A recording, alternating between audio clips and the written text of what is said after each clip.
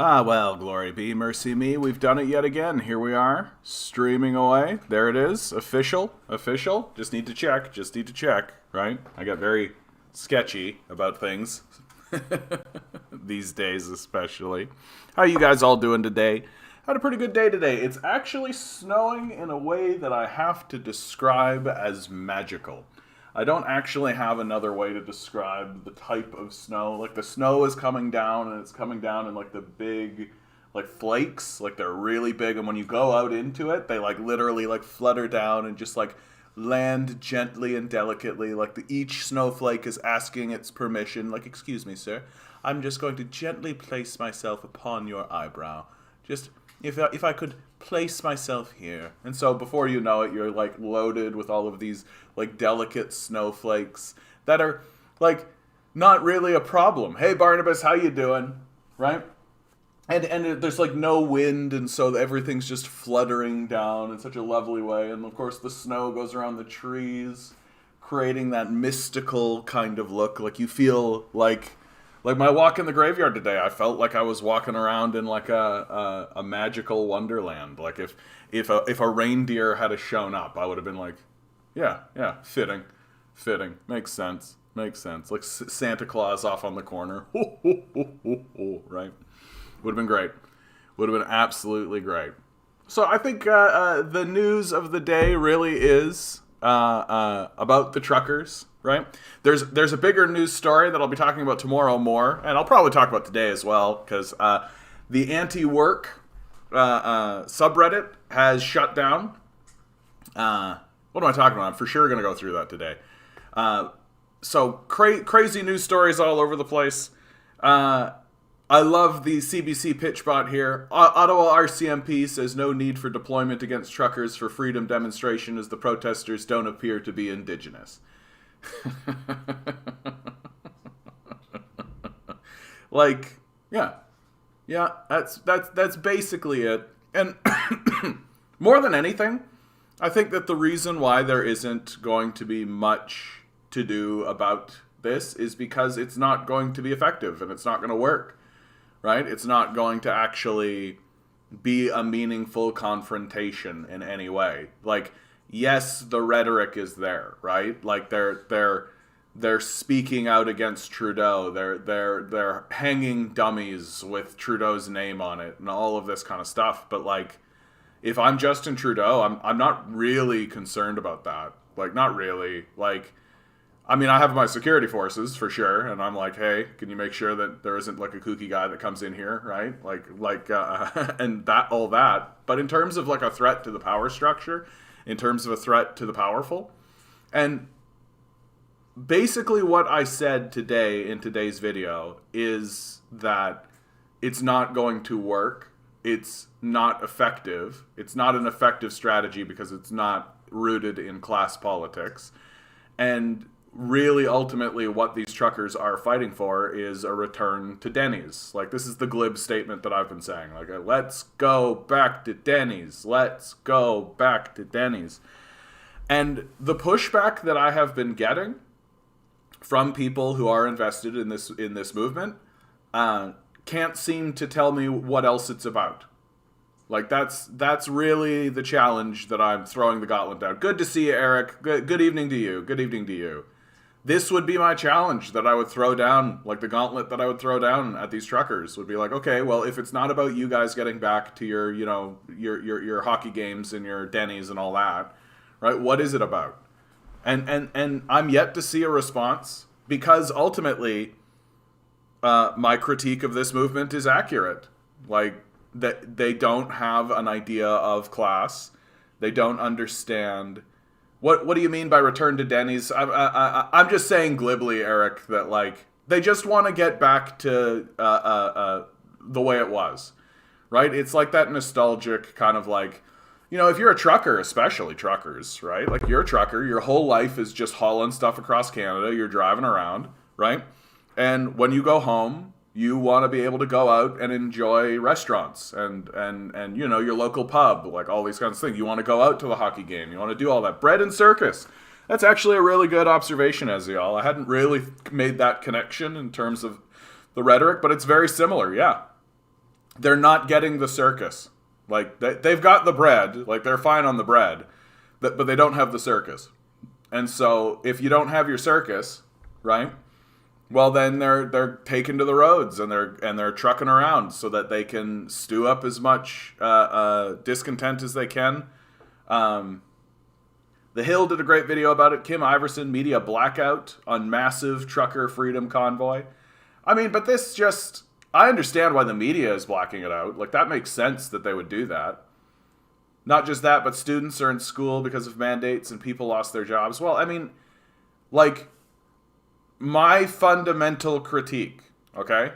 Like, I understand why they're doing it. Like, on a very basic human level, I get it. They're pent up, they're angry, they're frustrated, they want to do something, right? They want to do something, right?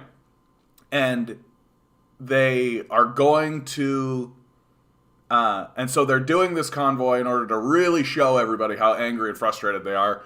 But at the end of the day, it isn't going to work.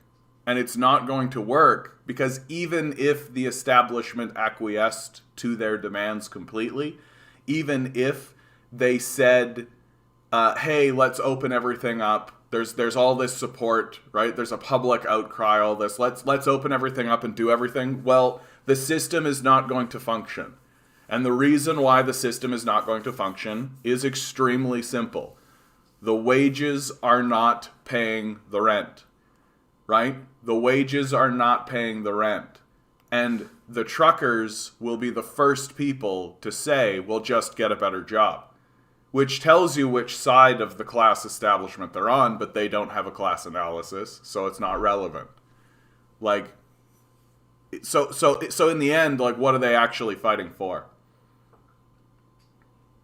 Yeah, well, look, I think that it's natural. Like, I don't think it's a conservative. Like, this is the reason why I'm not really hammering on it as like a conservative or liberal or any of this. Like, and there's PPC people involved in all of this, right? I think it's completely natural. Like, people are pent up. People want to go to things. We're in the middle of winter right now. Spring is on the horizon. Summer is coming. We all see it. And no, we don't want to be locked down anymore. We don't.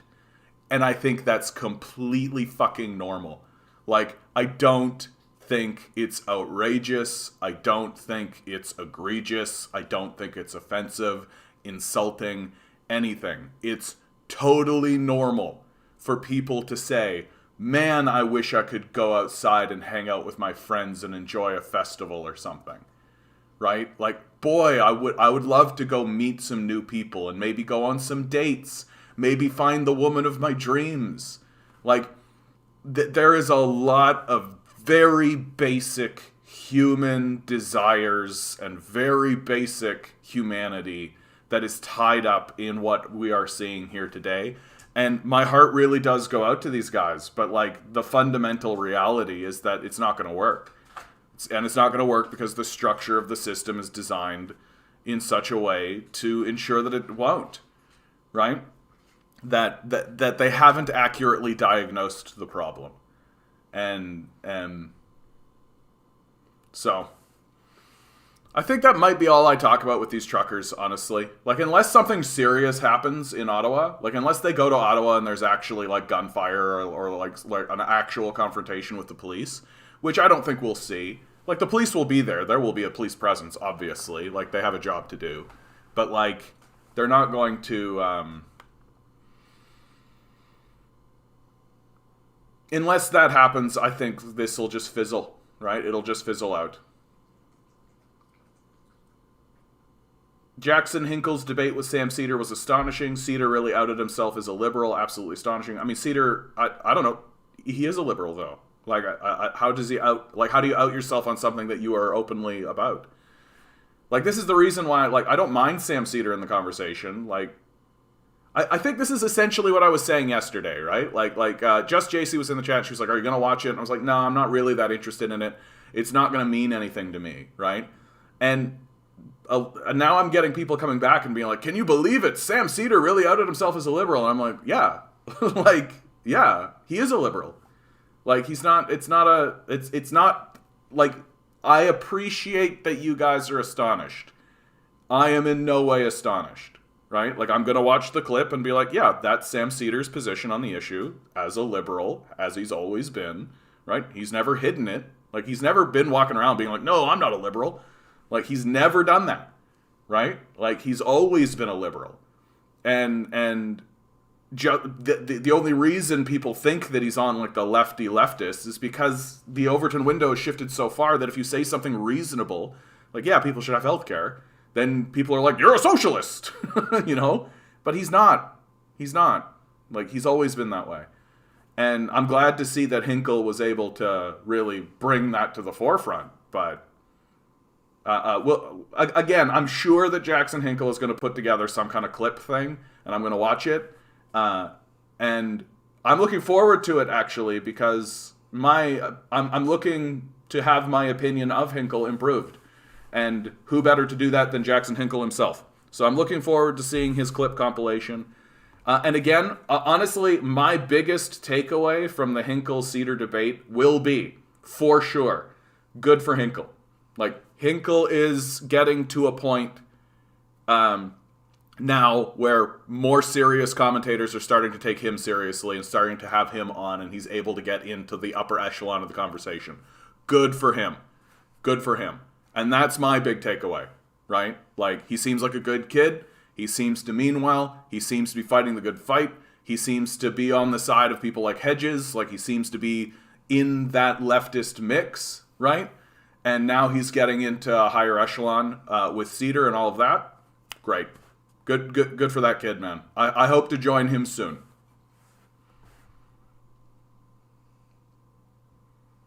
Truckers, I think, will assist if yellow vesting continues well past the mandate issue. We'll see.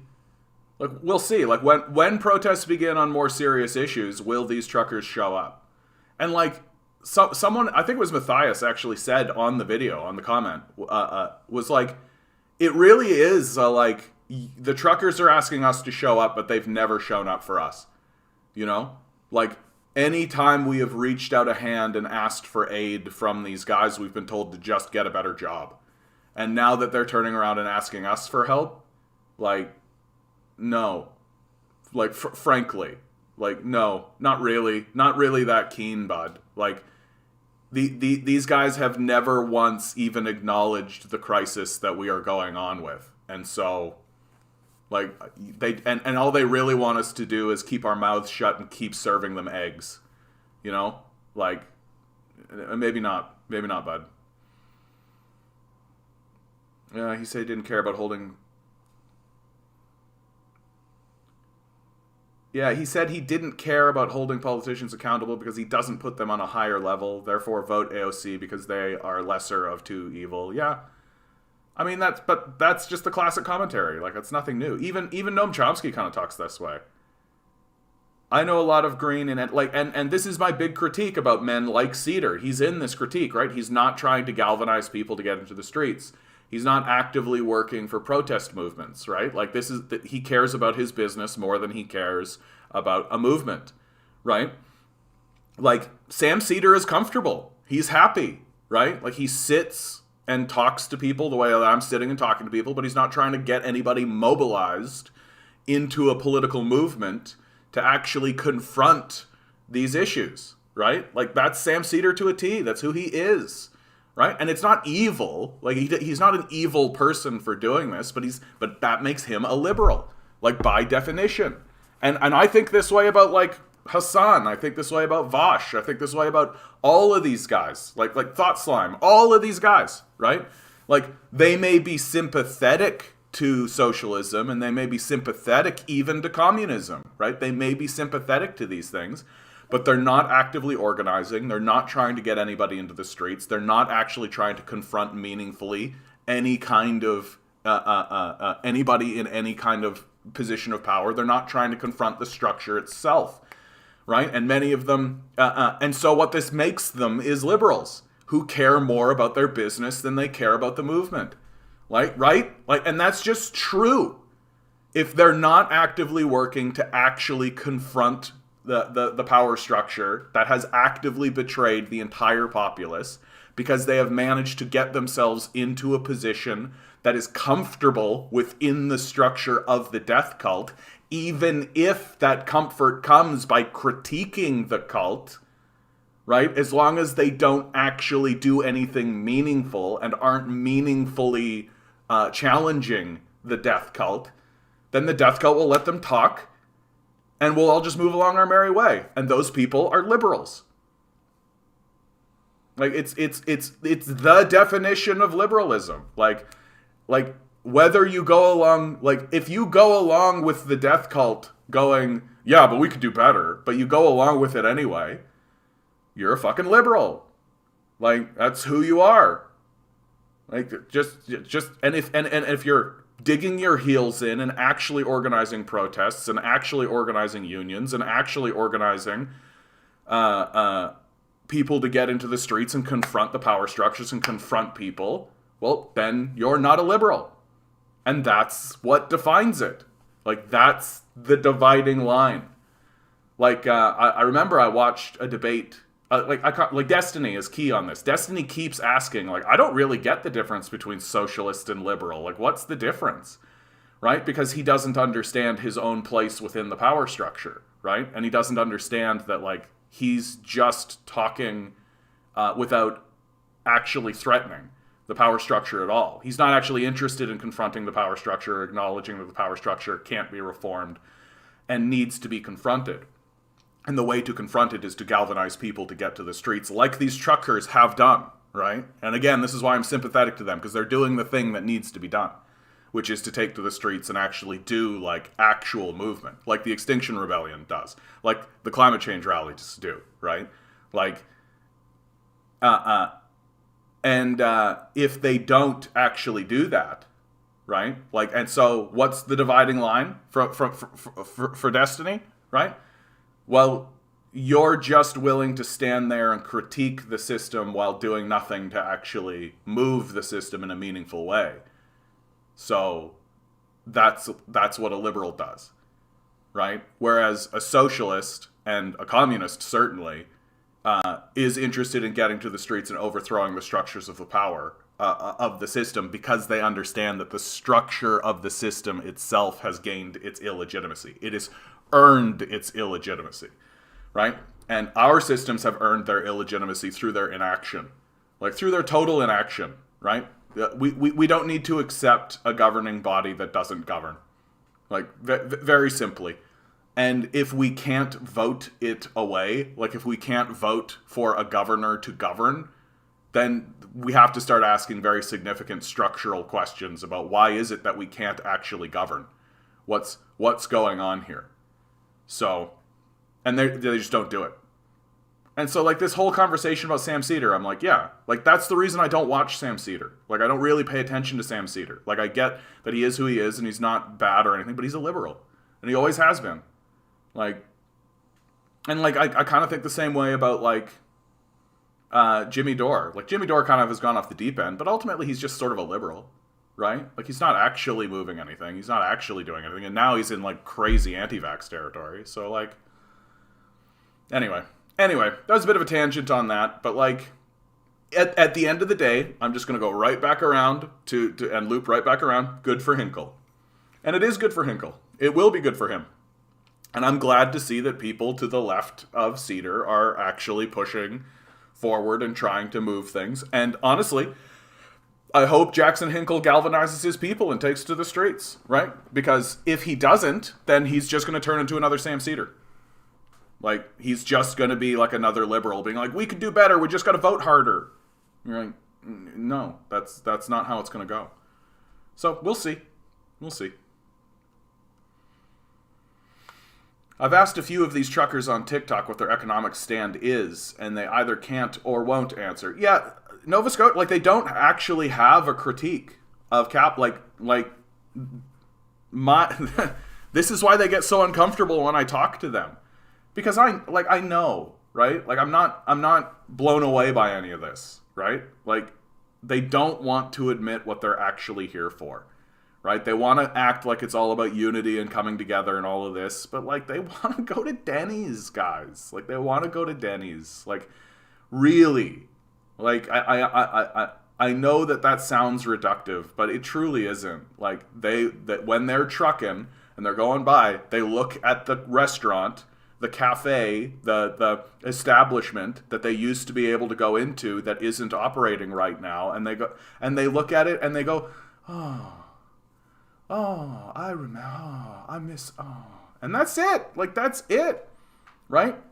Like really, like if you wanted to put it in a film, it would be like you would watch a guy and he would be driving, right? And then he would look off, and he would just look at a building, and maybe the building had a sign. Maybe it's called like Rose's Cafe or something. Like put a little romance on it. Why not? And the guy will like watch it go by, right? And then the image would come up of him like sitting in the restaurant, a waitress coming up, and be like, "What can I get for you, hon?" And he'd be like, "Oh, I'll get the usual, Ben." And she's like, "Yeah, I'm going the usual. How's the trucker going?" Right? And then it would cut back to him, and he'd like watch it go by, and that'd be it. That's the whole story, right? So when you get into like, hey, what's your economic stand or what's your economic position or anything, like they don't have one. Their economic position is, I drive a truck and I want to go to Denny's. Like, you should get a job. Like, that's their economic position. So, and it's not all, like, duplicitously evil. Like, some of it, I think, is just a dude who's like, yeah, I'm a trucker, and I've defined myself as being a trucker. I truck, and I'm a trucker, and that's what I'm going to do for my life. I truck around, truck, right? And honestly, like, I've done similar stuff. I haven't done full big rig trucking, but I've done similar stuff to trucking, and it's not a bad life. Like driving, like really, that's your job. Especially when you're talking about like the prairie provinces, dude. It's like straight line. You get into like a real Zen kind of mode. Like there's a real like kind of aspect to it. I rather like it, honestly. And so, like, I get it. Like these guys are just like, yeah, I've got my life worked out. This is the life that I want, but there's this other part of my life that could be better. And so that's what they're on about.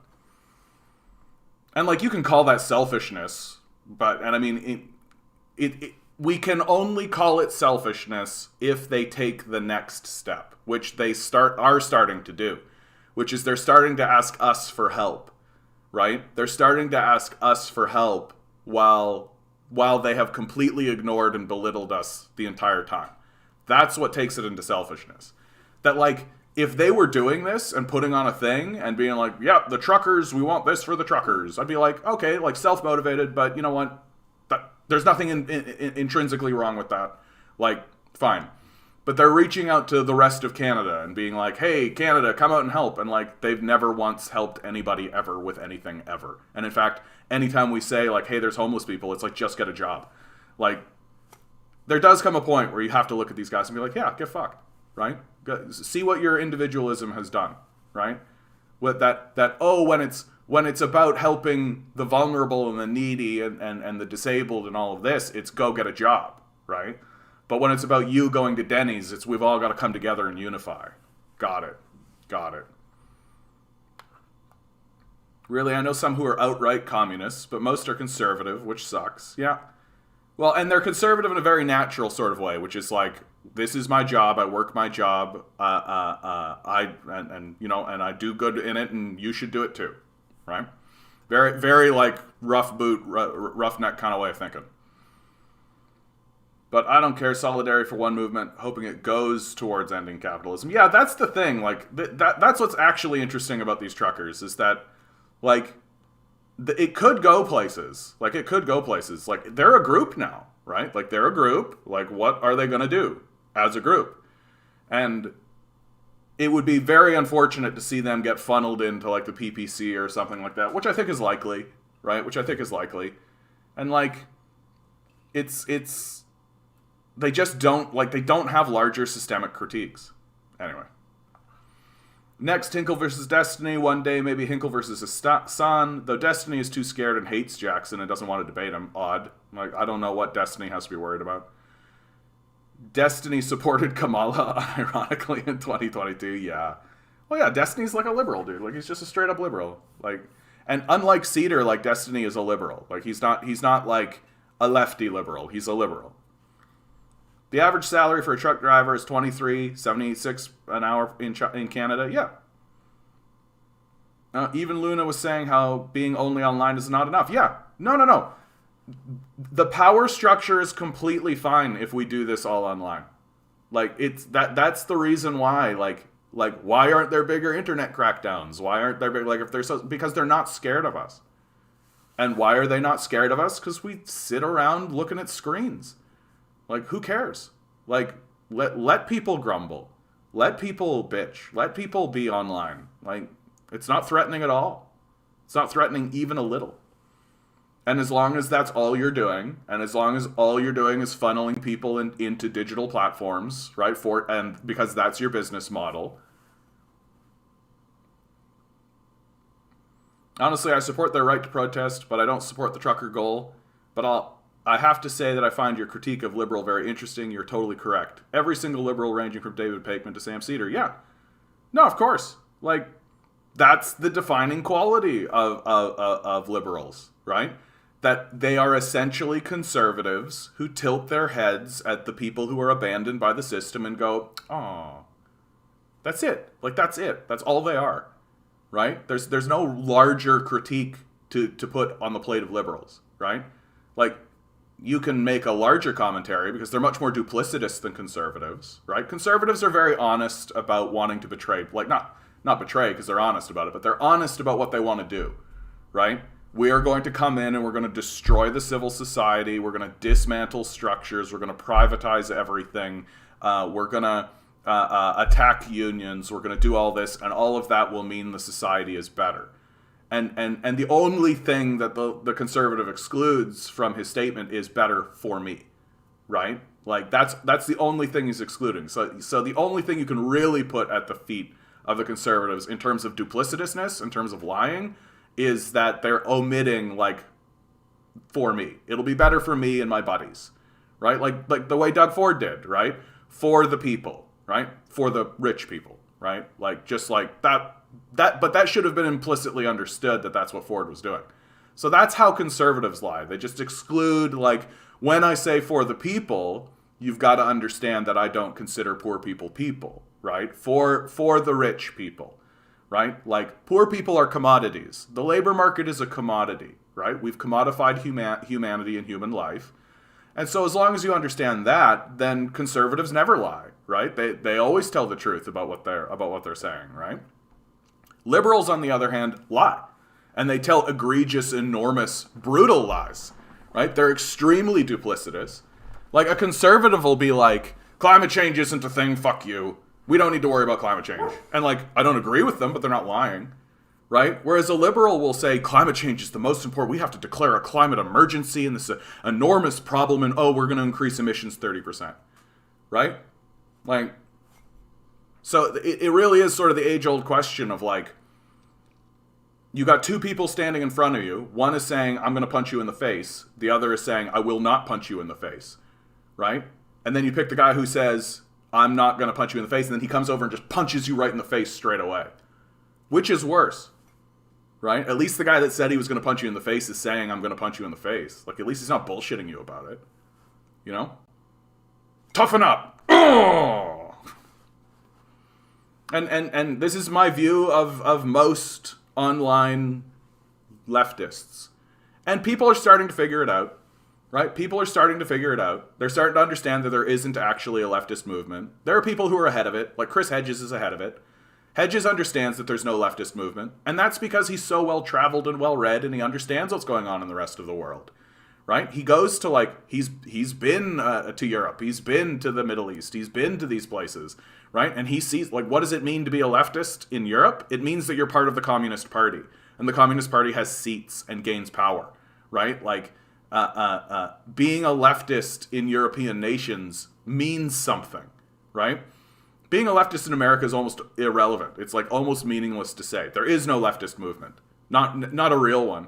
Nothing substantial or tangible, right? There are little tiny flowers budding up. You got, like, Socialist Action. You got Fightback.ca, Marxist.ca, right? The Communist Party of Canada. such that it exists any longer, right? You've got these little, but none of them are organized together and none of them work together. They're all off in the wilderness, kind of hoping that everything will work out in like these anarchist sort of ideals. And it's just like, we should all get together and take to the streets and surround the halls of power permanently and redraw the Constitution while we're at it. Like the system has been delegitimized. It has been completely delegitimized. It doesn't stand for anything except wealth and power for a small minority of people. Yeah, Jimmy hosted a Medicare for All town hall, went to several protests. You're right about that. Yeah, at least he shows up. And that's what puts him ahead of everybody, if you ask me. Like, when Jimmy and Cedar were having their head-to-head thing, I was like, yeah, but Dorr shows up. Like, Dorr goes places. Right? Like, Cedar sits behind his computer screen and throws his stones, and it's fine. Are you going to watch the Ontario NDP convention next week? I'll try, but, like, those conventions are oftentimes, like, that's a pretty heavy investment. And the thing I don't have is time. I just don't have time, dude. Ezial, I see that you're doing an 8 here. I'm not going to do the number draw today, bud. I just don't feel like it. Are all doing exactly that. I do find their critic of the right very interesting. But when it comes to class consciousness, they're totally clueless. Yeah, and, like, there's and there's a lack of awareness in many cases that these liberals are very much the same as the conservatives. Like, that their major differences are just identity-based, but because they don't have a class critique, they essentially ally with the conservatives in terms of class politics. I believe you, but the ones I've spoken to either can't or won't answer the question. Yeah. How sad. I know a lot of PPC just wish all protests this way for wage and housings. Exactly. Like, if they were going out there and being like, hey, there's homeless people. Hey, there's that. You notice how shitty the society has gotten, right? Like, what do you think of Chris Hedges' argument that we should rally ourselves with some of the right-winger? He makes a distinction between their outright fascists and the general conservatives, and say that we should ally ourselves with such people to build the class movement. Yeah. For him, we should ally ourselves with the trucker. Well, that's what it means to organize along class lines. That's what it means to organize along class lines, right? You're not organizing on left-right. You're not organizing on party basis. You're not organizing on racial basis or sex basis or any of that. You're organizing along class basis, right? And what that inevitably means is that you are going to encounter groups that are attempting to organize themselves that are ostensibly conservative or liberal in their outlook, but understand that something has gone wrong, and they're organizing along class lines. And so you've got to just work with what you've got, right? You've got to work with what you've got. Like, and if you fall into the moral purity that the left is often guilty of, then that's perfect for the establishment. They're totally happy with that. You can be off in the corner by yourself being right? And they'll even tell you, no, yeah, you're right, absolutely. Pat on the head, live in the corner, you have no power, die there, right? Like, if you want to galvanize people, if you want to gather power in the society, if you want to actually surround the halls of power, if you want to actually get something done, then you need to reach out to the people who are going to work with you and who are going to actually rally with you and who are actually going to take to the streets and who are actually going to have the energy and all of that. And the right has shown their willingness to do that, right? And my critique of them is not one that ends them. In fact, I actually think of these truckers. Like, can you imagine if these truckers actually started reading the Communist Manifesto? Can you imagine what would happen if, like, these ostensibly right-wing movements? Like, I say this about the PPC all the time. I listen to these guys, and they sound like communists. Like, they sound like communists until you start saying, like, okay, well, what should we do about it? And then their solutions really are things like get better jobs and sell ourselves to the capitalists better, right? Like, those are their solutions, and they don't work, right? They don't work. And if you don't... And so our goal, really, especially when it comes to, like, these truckers are a great example of this, if you ask me. Our goal is to reach out to try to get the conversation into a class level. But if we're going to play they're just the repugnant right or any of that kind of stuff, well, then we're not going to end up going anywhere. We're not going to go anywhere, right? We're not going to go anywhere. And I actually don't think these truckers are like, they're not conservatives, right? Like they're a different sort of thing, right? Like they're not actually, like the very fact that they're standing up and protesting the structure as it is means they're not conservatives, right? Conservatives don't really protest in this way. Like when a conservative protests, it's like usually they're wearing a hood. Anyway. Many people endure real adversity in their lives, including housing and food scarcity. The anti-vax lobby are whining that they can't go to a restaurant or bar. Yeah, the right to ignore public health. Yeah. And this trucking thing is really highlighting it. You should go on Joe Rogan and convince him to be a communist. Yeah, I'm sure he'll jump right on board with that. The road for someone like Joe Rogan to get into communism, like you really like, there's still a high level of reefer madness involved in the conversation, right? And that's the only way that I think we can discuss it effectively, is by beginning the conversation by like admitting and having all parties admit that there's a great deal of like reefer madness hysteria surrounding communism that makes it almost impossible to have a legitimate conversation about the subject. And someone like Joe Rogan is like, for sure, he's going to push back on like, well, what about all the atrocities? And you're just like, dude, okay, like this is we're going to have a 3-hour conversation and that's the only thing we're going to talk about, right? Because he's just not there, right? He just doesn't, like, he sees America's acts of imperial aggression as necessary methods to fight against the evils of the world. But if a communist nation does literally anything, or even just makes a misstep, then that's the whole project's gone, right? Like, and if you talk to somebody who has that kind of mindset, like it's going to be very difficult to break through. It's going to be very difficult to penetrate, and which is why I really strongly suggest, like, when people start talking about communism and it's obvious they don't know anything about communism, you just got to start talking about reefer madness. And just be like, isn't it weird? Isn't it wild? Like, we banned marijuana while smoking tobacco. Isn't that crazy? Do you think maybe the same thing is happening to communism? Like, do you think that the media that you don't trust, like, how much do you trust your media?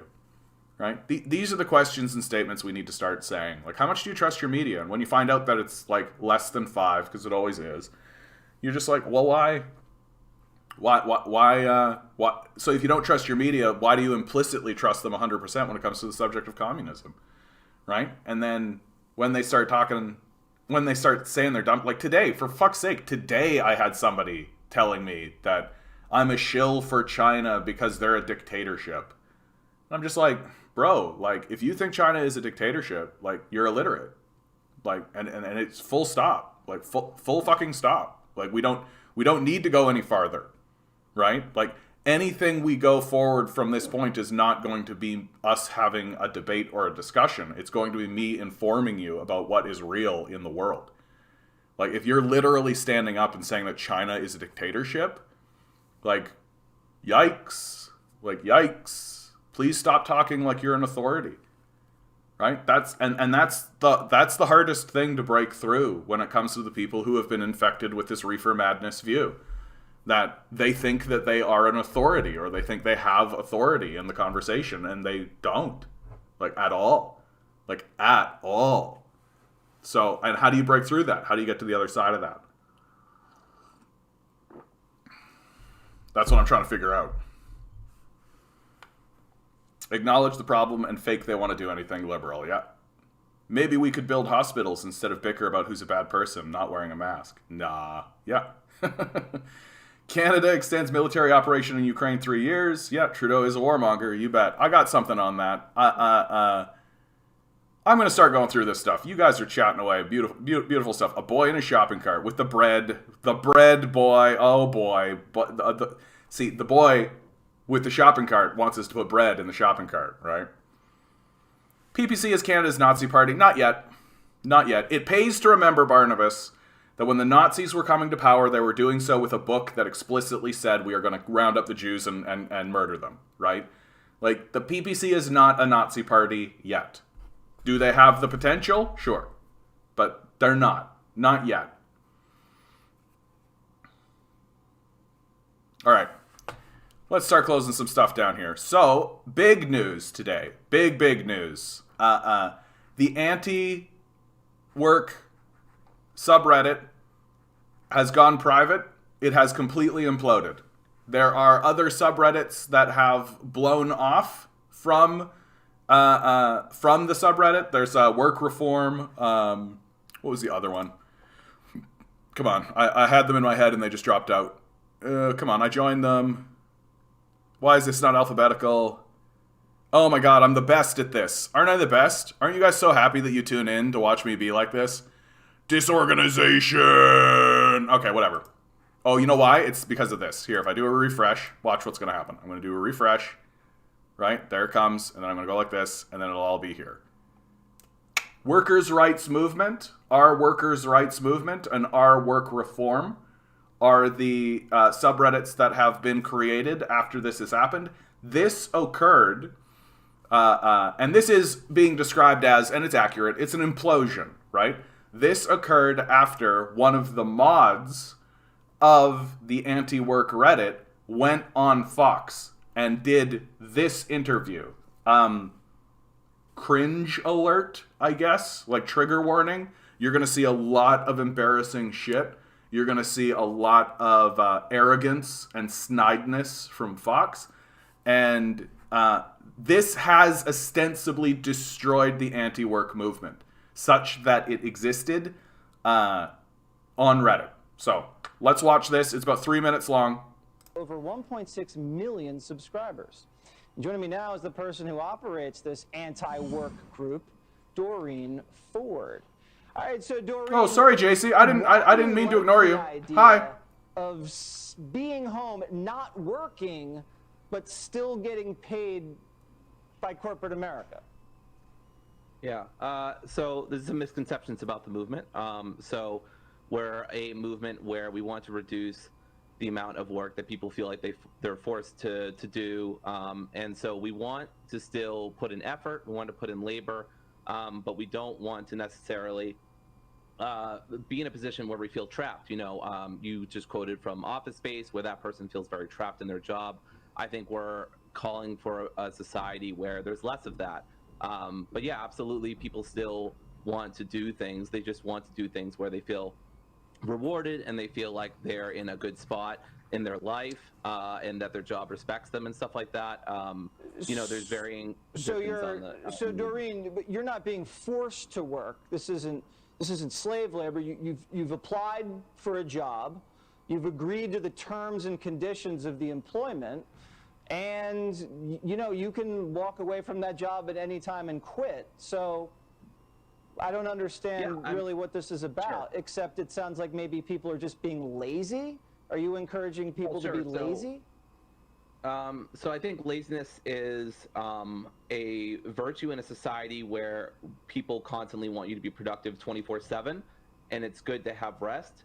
That doesn't mean you should be resting all the time or not putting effort into things that you care about. But I think one of the what do you think is like a good work day? How many hours is you know, a solid work day in your idea? So like right here, right? Here is the opportunity to jump in. Like this guy has said, like you sign a contract, all this kind of stuff. Here's the opportunity to talk about the structure of the labor market. How the labor market is owned and controlled and dominated by a handful of billionaires. And so if you want to get a job and then leave that job and then get another job, you're ostensibly working for the same people and the same collection of people, right? Like this, and instead of that, we get into like a conversation about laziness, right? We get it, and which is ineffective, especially to the Fox News audience, right?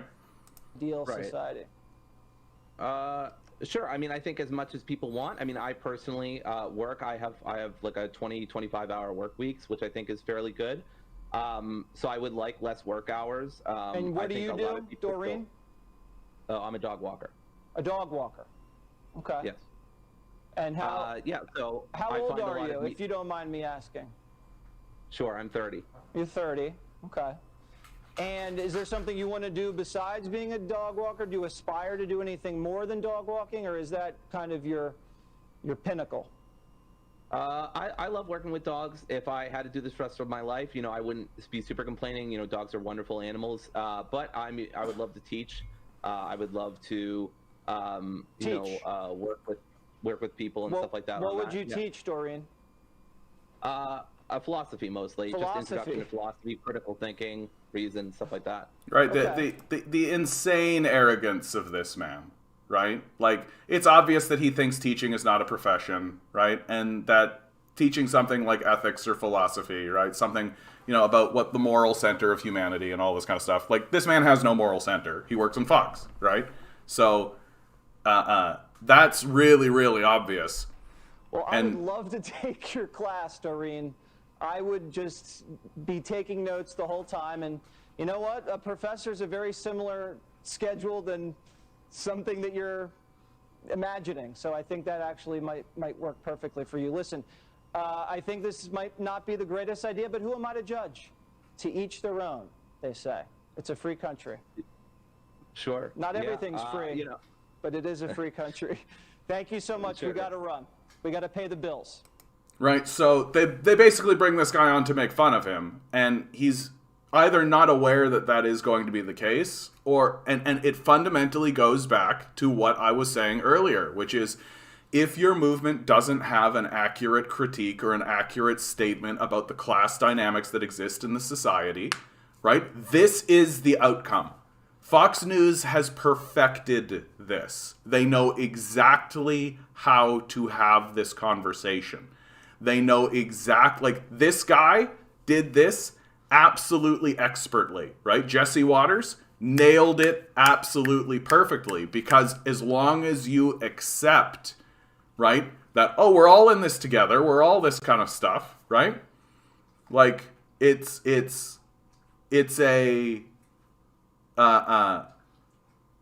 if you accept all of that and you don't have the class critique within the society, then all you got to do is just say, like, oh, hey, like, I guess you're just being lazy, right? Which is essentially what this conversation was. Like, what do you do? Oh, you want to be a teacher, eh? Like, wink, wink, nudge, nudge. It's perfect, right? And instead of this commentator, instead of this mod from the anti-work movement, when the question of, like, can't you just move to another job? Like, can't you do that? Instead of it being like, well, that doesn't actually work, because we live in a society where the labor market is controlled and owned by a small group of people. And if that labor market is controlled by a small group of people, then you can leave like one job and get another job, right? But you're working for the same people. It's the same thing, right? And such a society can never actually grow, can never actually learn, can never actually accomplish anything, right? So, and the result of this is obvious, right? And the capitalist death cult is happy about it, right? It's blown up. It's blown up. All right. I'm going to quickly go back here because it matters so much. JC's getting into something here. JC, coming in, trying to. I worry. You know what, JC? You know why I worry about talking to you? Is because you keep proving me wrong.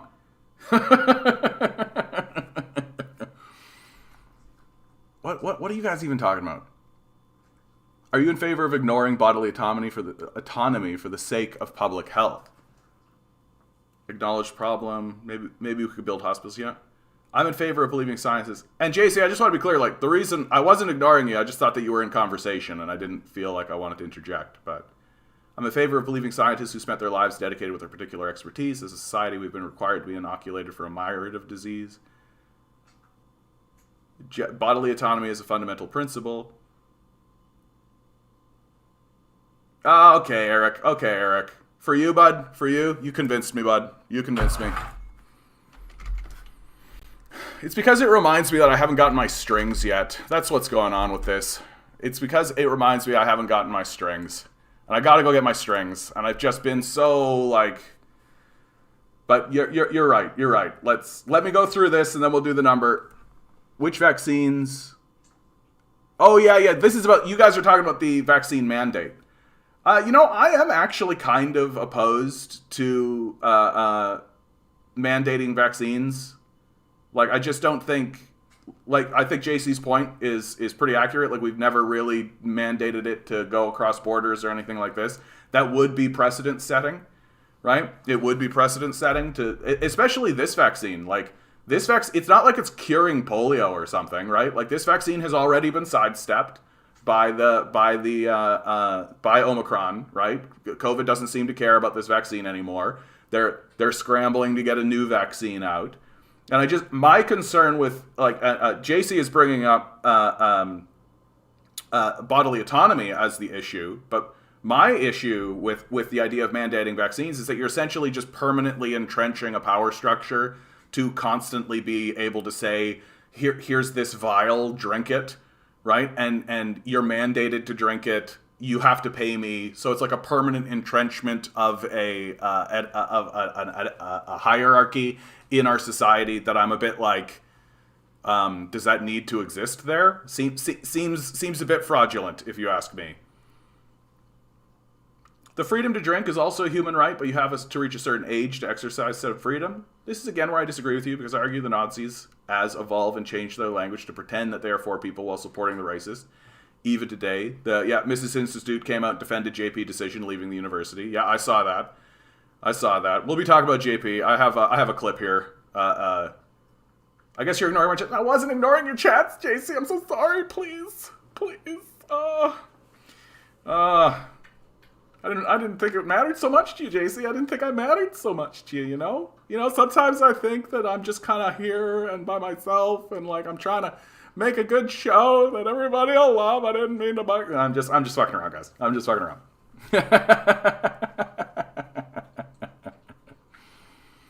I took down my stream about you. What? Ooh, you have a stream about me? JC. Ooh, spicy. You didn't want to make me feel bad. Oh no. Are you critiquing me? Oh my god. Go to my channel and enjoy John, baby. Yeah. Maybe I'll do that. That'll be fun. It has never been a human right to cross international borders. Perhaps you could state your position. We could all be enlightened. I'm glad you guys are being, you're arguing in good faith with one another here. The World Trade Organization has declared punitive tariffs by the People's Republic of China worth $645 million against certain U.S. imports. Like, the trade war is going to blow up in America's face. So hold on. Let me see if I see this correctly, Mock. The World Trade Organization has declared punitive tariffs by China worth $645 million against certain U.S. imports. Oh, wow. I would actually like to dig into that a little bit more. Because usually when China is... like, what imports? That's what I'm interested in. Yeah, of course they're going to report it like this. Because it's the trade war. Click on my article. Trade war. The World Trade Organization granted Beijing a new tariff weapon against the U.S. during a politically sensitive moment for the Biden administration, almost a year into a tenuous truce in the trade war. A WTO arbitrator in Geneva said China can retaliate against $645 million worth of annual American exports as part of a decade-old trade dispute over U.S. anti-subsidy duties on Chinese goods. The amount was much less than the $2.4 billion that China had initially requested, while $645 million pales in comparison to the tariffs China imposed on $110 billion worth of U.S. goods. It still provides Beijing with a new irritant. Yeah, this is just like the U.S.-China thing going at each other again, right? They're just... like, it sounds like it's going to be like this is much larger than it actually is, but it's just kind of a continuation, right? It's just, if anything, it's just a spark up of the story. I know, bud, snow, right? Snow is falling and you're seeing movement. And because you're blind, you think movement is scary. Good boy, buddy, though. Thank you for protecting me. Thanks for protecting me, bud. Milo's here to protect me from ghosts. Yeah, they're not going to argue exactly as y'all. But that's just it. Like, if you're going to engage them, you need to engage them with that understanding, and you need to come at them with some serious class shit. Like, and the guy dangled it right in front of him. Like, Jesse dangled it right in front of him. Was literally just like, hey, you can quit your job and get another job, right? And like, full disclosure when it comes to the anti-work thing, I've always known that this thing was going to fail. And it's going to fail for obvious reasons, right? They care more about their kind of their moral purity than they do about organizing something. The very first post that I put into our anti-work subreddit got me banned. And it got me banned because I'm a communist. And it's just like, oh, well, that's the end of this movement, like, for sure. And now they're putting up people like this. And it looks to me very much like these people don't have a class argument. They don't have, like, if somebody says to you, well, just get another job, right? Quit your job, go get another job. You're free to do that. It's like, yeah, but the labor market is owned by a small group of people, right? That's not a conspiracy to say. There's a labor market, right? Who owns that market? Instead of, and then he's like, well, it's not a form of slavery. And it's like, it is a form of slavery, right? Instead of selling yourself directly to a person, you sell yourself to a market that is owned by who? The same people who used to own the slaves. So it's just with extra steps. And it's not a conspiracy because you've got people like Abraham Lincoln running on that. You've got the Confederates themselves saying, yeah, your system is a wage slave system, right? Like, we know it is. And when you had the opportunity to articulate it, instead you just funneled your energy directly into their strategy, which is to belittle you and make you look like you're a lazy layabout for wanting to live your own life and connect to life in a way that you think is reasonable.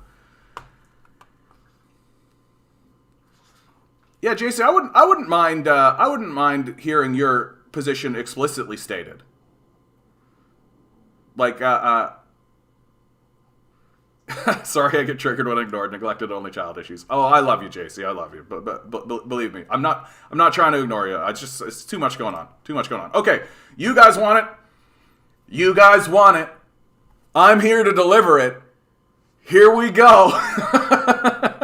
So we already have an 8 from Ezial. We got a 7, of course, for Mock. 10. I'm gonna go with Here a 2. we go for today's Feel like a number. 2. We got a 3 from Harry. 4 It's from January Nova Scotia. Here we go. 26th, Here we go. 2022. Anybody else in on this? 10 Anybody in on balls. this? 6 from ball Major has a Hydraulic. How you number. doing, bud? Good to see you. Numbers 1 through 10. Numbers 1 through 10. Swirl the numbers. Got a 7 from Demand Better. Good to see you, Demand Better. I don't think I've seen you in a while, bud. Good to see you, Pick bud. a number. Another 7. Oh, if it's a 7, it's a miracle day. Here we go. Here we go. Today's number is 7. Hey! Look at that. I thought for sure it wasn't going to be a 7 because so many of you were picking 7. We got Mocked. We got Demand Better. We got Eric. All of you picking the divine number, no less, on this, a holy day. Congratulations, guys. You did it. You did it. You picked the 7. You got David Lynch's energy on your fingertips now. David Lynch is in your crackling in your brain now. So go take that Lynchian energy, right? Go buy a scratch ticket or something, right? Ask that girl out. Take the dive. Take the dive. It's the universe doing it. Oh, a cappella song. Major, I do miss singing, dude. What could I sing? What could I sing that I know a cappella? I could just be like, just go back to one of the Christian classics, right? Amazing grace, how sweet the sound that saved a wretch like me. I once was lost, but now am found. Was blind, but now I see. And then sometimes, just for fun, This is a song that I would sing when I'd be working like out in a field or something, and I would just sing that, and then just for fun, I would go up the octave, right? So it'd be like, ooh, when we've been there. Ooh, it's been a while since I've sung, man. Holy cow. 10,000 years, bright shining as the sun. Getting old. We know less days to sing God's grace than when we first begun.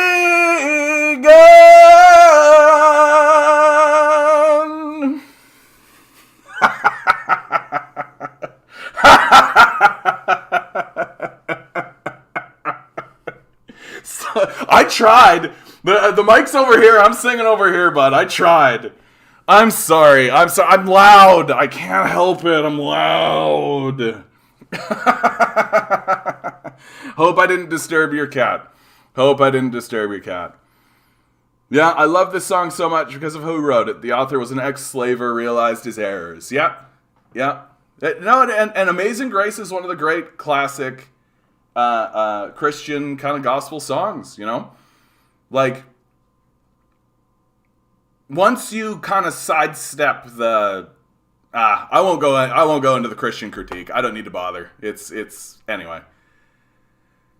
There you go, Major. That was for you, bud. That was for you. Yeah, and thank you so much for it.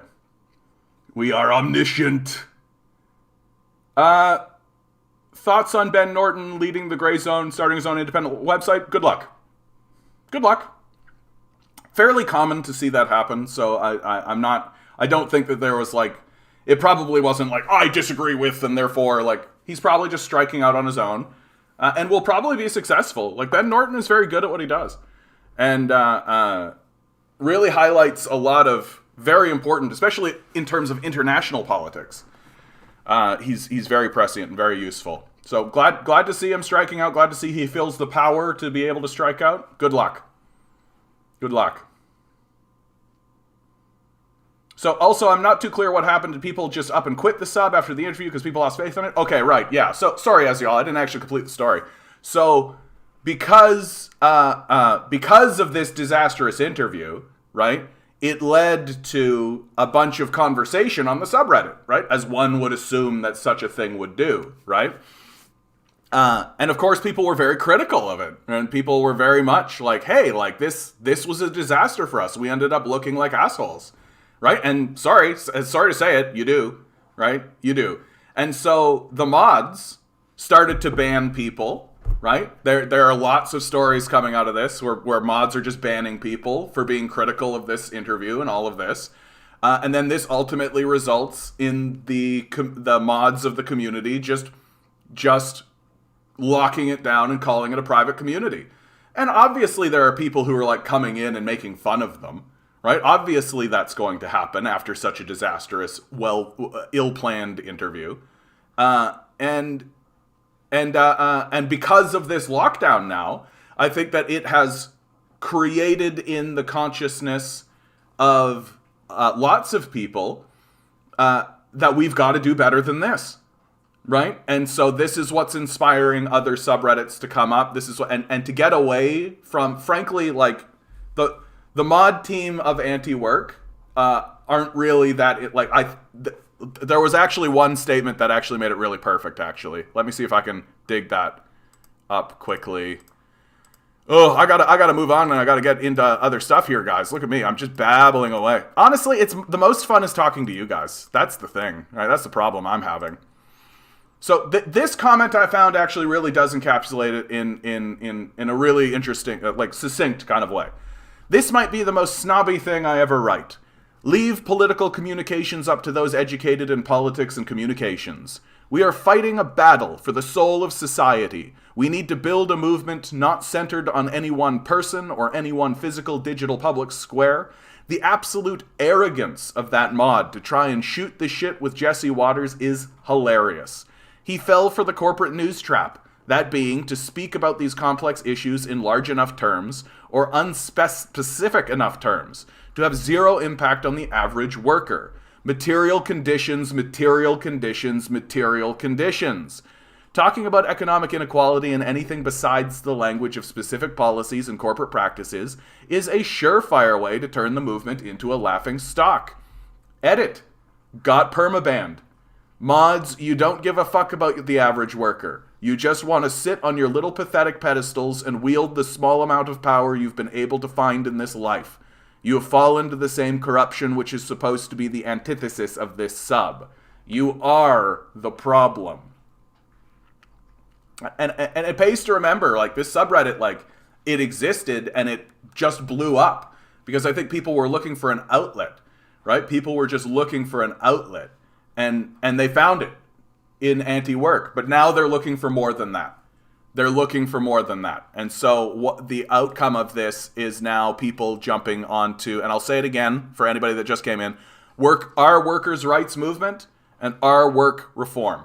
And these were explicitly created in response to all of this. And so it's a schism. Like, that's the way to talk about it. That our anti-work didn't die. It's still there, right? And now there's a schism. And that's what you are seeing is leftism in writ large. And somebody said, beer drinker, you said, I believe that it was staged. If somebody came forward and told me that that mod had been slipped a couple of $1,000, I would be like, yeah, like, I would believe it. Like, really, I would absolutely believe it. Like, why else do that? Like, why else do that? It's not like they were delivering important information. It's not like they were, like, talking about the fight or the struggle or the workers' rights or any of that kind of stuff. It's not like they were doing any of that, right? Like, they went on there and really just played into the Fox News hand. So if somebody told me that that mod had have been paid, I would be like, yeah, makes total sense to me. Makes total sense to me. Dimitri Lascaris is such an amazing Twitter feed. I wish Jugmeat was as based and knowledgeable as Dimitri. I mean, Jugmeat's incentivized not to be, so. Camptown racists sing this song, doo-da, doo-da.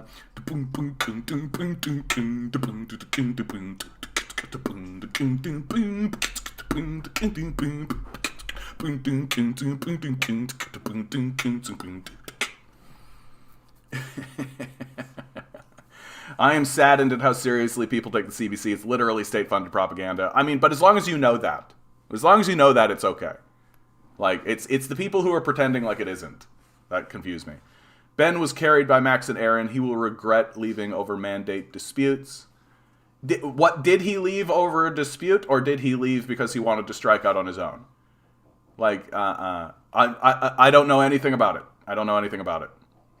All I know is that all of those men are good reporters, and all of them are struggling and working forward to find the truth. All of them are doing that. And sure, they're going to have a disagreement. And we're all going to have disagreements. Hello, everyone. Have we talked about that Hinkle debate? We did earlier, yeah. My take is going to be pretty... my take is going to be pretty unsatisfying for most people, which is like, Cedar is a liberal, and it's like the Hinkle fans will be like, we expose Cedar as a liberal, and I'm like, which he is, like, correct. And just JC's, she loves Jackson. Now, JC, be honest with me, okay? Do you support Jackson because of his views, or do you like him because he's so dreamy? You can be honest with me, JC. Do you like Jackson Hinkle because he's a dreamboat? You want him to take you out on dates and give you kisses? He's a handsome guy, man. He's a handsome guy. So where he's at is all well. I just think Hinkle was fishing for clickbait material. Oh yeah, he didn't let Cedar even reply in full before going on rants. That Seraphim, that's his youth. That's his youthfulness. That's all that is. Like, Jackson Hinkle's a young man, right? He's a young man, and he's got that kind of burning desire. He's got that burning passion, right? And you can see it. You can see it.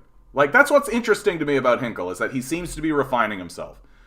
Which, and my fundamental comment on the thing is the very fact that that debate took place at all is a huge win for Jackson Hinkle. Like, really establishes himself in many ways. Now he can go and talk to many people, right? Hey, I had a debate with Sam Cedar. I want to talk to you. I want to talk to you. I want to talk to you. And people will be like, hey, this guy just had a debate with Sam Cedar. We should join in. And we could talk to him about the debate with Sam Cedar. And so you don't even need to create, like, now the content perpetuates itself. And so he's going to snowball. He's going to snowball. And good for him. Good for him. Wow, look at the YouTube comments on that video. This person had a chance to prove to the world the problems of the current work culture, yet just said laziness is a virtue. Yeah, exactly. Exactly. It's like it's a lack of awareness is what it is. I found it went private because I was looking to go back to some replies, comments. Yeah. Good to see you, Loaf.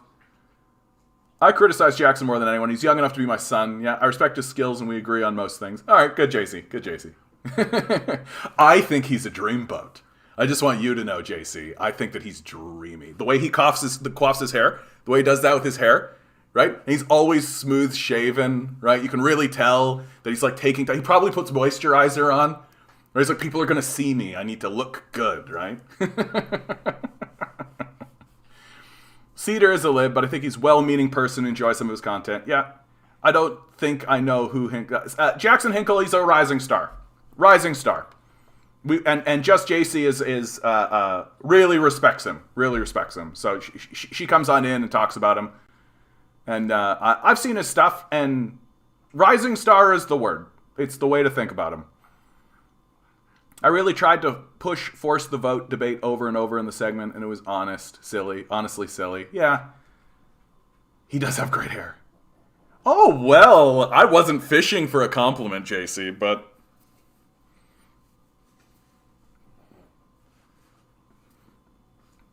All right. That has been the curly hair segment. All right. I feel like I'm falling behind in terms of actually reporting on stuff. So let's get into the rapid fire. Because there's some things that you don't need to really do major comment on. Check this out. Solar panels on Mount Tahing, which is located on the eastern edge of Loess Plateau in China's Henan, Shaanxi, and Hebei provinces. Check this out. Look at this shit. Oh, hey, it's a video. I didn't even know it was a video. Look at this. Look at how fucking cool this looks. Like, I do have like an environmental destruction conversation to have. Like, how much devastation was this to the local fauna and all this? But at the same time, like, China does really well in terms of tree planting and all of this, right? Oh, Seraphim, man, do not worry about that.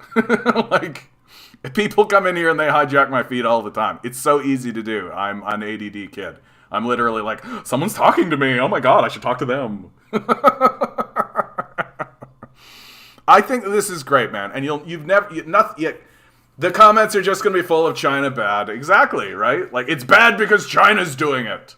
Like, this is cool. Like, this is objectively cool. Like, if I were to show someone this and say, look, this is in Japan, people would be like, oh, wow, the Japanese, blah, blah, blah. And then I was like, oh, sorry, I meant China. Then they would be like, oh, blah, blah, blah, blah. It's like, I don't get it. Like, I don't get it.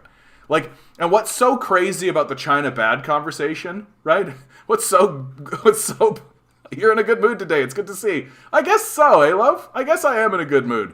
You know, I strategy and politics. Don't think I've ever seen you around here, bud. Good to see you. Hello, comrade. World of Warcraft level? World of Warcraft level. It does look like a World of Warcraft level, doesn't it? Anyway, it's I just wanted to show this because I think it's fucking cool. And I think that the whole China thing is like, literally 15 years ago, nobody gave a shit about China. Like, 10 years ago, nobody gave a shit. Everybody's like, yeah, they make our stuff, that's fine. Right? And now China's actually like, hey, we're a country that has some clout on the world stage. And everybody's like, oh, China! And I'm like, shouldn't we actually be saying, like, good for them? Like, oh, wow, they pulled themselves up by their bootstraps, showed some initiative, right? They used their entrepreneurial spirit. Like, shouldn't they absolutely be like, shouldn't Republicans especially be like, yeah, they did all the things we said they should do? You know, like it's just so obviously xenophobia. It's so obviously xenophobia.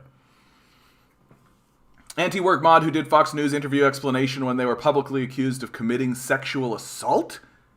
What? Fuck. And Japanese are the model minority of the Asians in the eyes of Westerners. Yeah. Well, because they're the most subservient. We nuked them twice. Yeah, I'm new, recently radicalized. Good to see you, bud. Good to hear you. What radicalized you? What was the moment where you were like, wait a minute, I think this might all be fucking bullshit?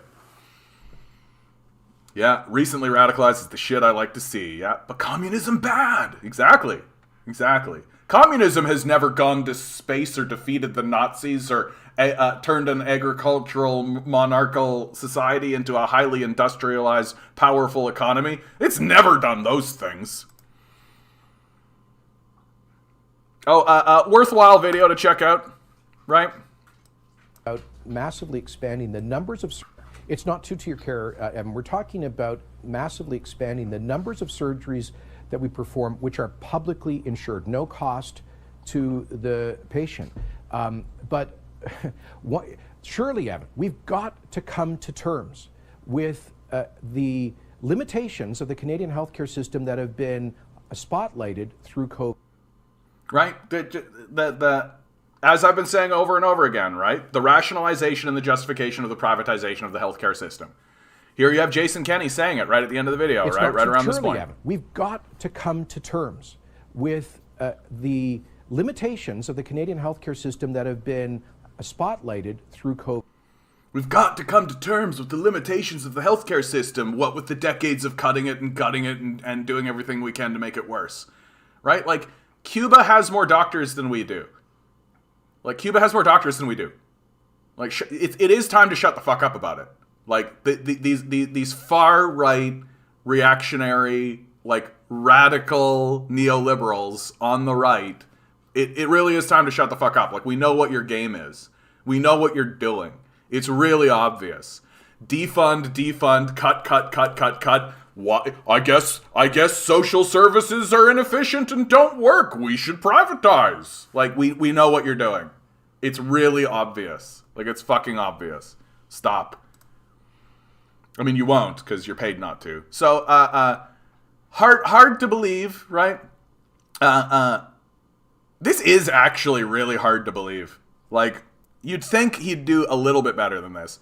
Biden underdelivers on social spending, overdelivers on military spending, right? This is what he campaigned on this side. Here's what he's delivering. Military is light blue, right? Human physical infrastructure, dark blue. Oh, well, he gave them more than they asked for, more than he campaigned on. And the blue bar here,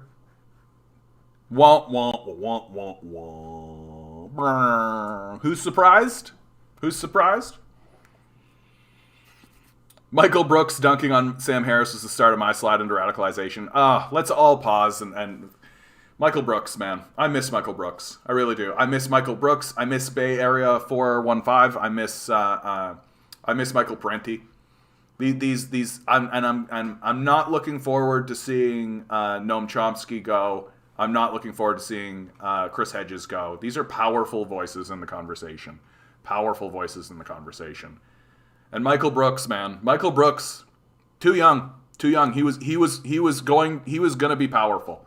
Like, he was going to be really, really powerful. He already was powerful. And if somebody told me, yeah, Michael Brooks, he was part of like Operation Mantis Core, the CIA zapping people with cancer guns, I'd be like, yeah, like, yeah, seems likely or believable anyway. Oh, the only reason they hate China so much is because China is opposing the Western power. But this is the funny thing, like, to hear China talk about it, like, I love the way that China has said it, which is that they don't think it should be a competition. Like, they think it should be they think it's a competition, right? But they don't want it to be a boxing match where the two fight against one another. They want it to be more like track and field, where the way to find victory is to improve oneself, right? That you set a task, a goal, like high jumping. Who jumps the highest, right? And the only way to jump higher is to work harder to jump higher as a nation, right? To come together collectively in order to achieve that goal. Whereas the Americans want it to be a boxing match. And it's like, but that's like, it's destructive. Like, it's self-destructive. Because even if there's a winner in the boxing match, it doesn't fucking matter. All you end up is beating each other up. Matthias, you had a sick comment on today's video, bud. You commented to somebody who commented to me, and it was like perfect. It was perfectly concise. I wonder if I can actually, because I wanted to let you know. Hey, look at that, 81 subscribers. Look at me, growing, gonna get huge, gonna get big, growing. It was Jomi who came in, and I, like, straight up, like, this is the type of commentary that I'm getting back, right? I'm sorry, but this is not about Denny's or hockey games or even being told to do. This is the voice of many, many average Canadians. We have had enough. You missed the read on the room on this one. I'm from the poorer classes as well. We need hope again. This is our hope. And I'm straight up just like, then what's it about? Like, what's it about? And I've just had nobody actually tell me. But, like, Matthias, your comment here. You've had enough of mask mandates, but where's this outrage and rallying for eradicating homelessness and the billionaires? If you don't care enough about the plight of your neighbors to rally for them, why should they do the same for your cause? All this convoy shows is a demonstration of selfishness and hypocrisy. Rally for a universal cause that matters, and you'll receive universal support. Rallying for a polarizing cause, and you'll get polarized. I mean, technically it's polarized, but that's fine. And heart and up. Very good. I was your 10th upvote, Matthias. How's that feel? You know, guys, I am in a fucking good mood today. I am in a good mood. I just feel like I try to think about, like, why, and it is because I found a sick video game that is really great. It's called Inscription. It really reminds me that, like, the medium of video games is just now starting to get into deeper commentaries and deeper sort of things. And that I just love interacting with art. That's all. Interact with art. It makes you feel good. You can't not. I know Prenti is still alive, but he's not able to connect, right? He has dementia, like, and a group of people went and visited him and asked him some questions, and it was pretty clear that, like, he's not around. Like, when he finally does pass on, like, I will celebrate his life and all of this, but he's not able to be part of the movement anymore, which is unfortunate. Problem with the Canadian system, with the Conservative to fund. Exactly. Biden's presidency has been basically just been doing absolutely nothing domestically and just trying and failing to rally the U.S. against other countries. Yeah. It's how empires go out. Like, they don't recede quietly. They don't all just go like, yeah, I guess we were wrong on that one. Well, time to go home, guys, right? Like, they are gonna go down fighting, right? That's how empires go. And they're going to have humiliating defeat after humiliating defeat after humiliating defeat after humiliating defeat until finally they take all of that anger and destruction and death that they've created and wrought and they bring it back home. Right? Cancer gun. Speaking of, CIA leaked a document about them having a heart attack gun. Yeah. So they definitely have a cancer gun. Got latent with it. Yeah. NDP majority 2015 could have happened. But I just think it's convenient. It seems to happen often, right? When, like, political leftists and political movements start to take over, right? Anti-establishment people or people who are even outside of the establishment. Have you noticed how it just kind of keeps happening? Where, like, people start to gain power and they start to come up and then suddenly, oh, I got the cancers, right? Oh, I got a heart attack, right? It just kind of keeps happening. And I get a bit like... This is, like, probably the only conspiracy that I'm going to openly entertain. Because it seems so fucking believable. Like, I don't have a source document. Like, I don't have that stuff. Although we do have, you're right about this. CIA did leak a document about them having a heart attack gun. Can I find it? And with just like an easy search, CIA heart attack gun. Yeah. Like, they've revealed it.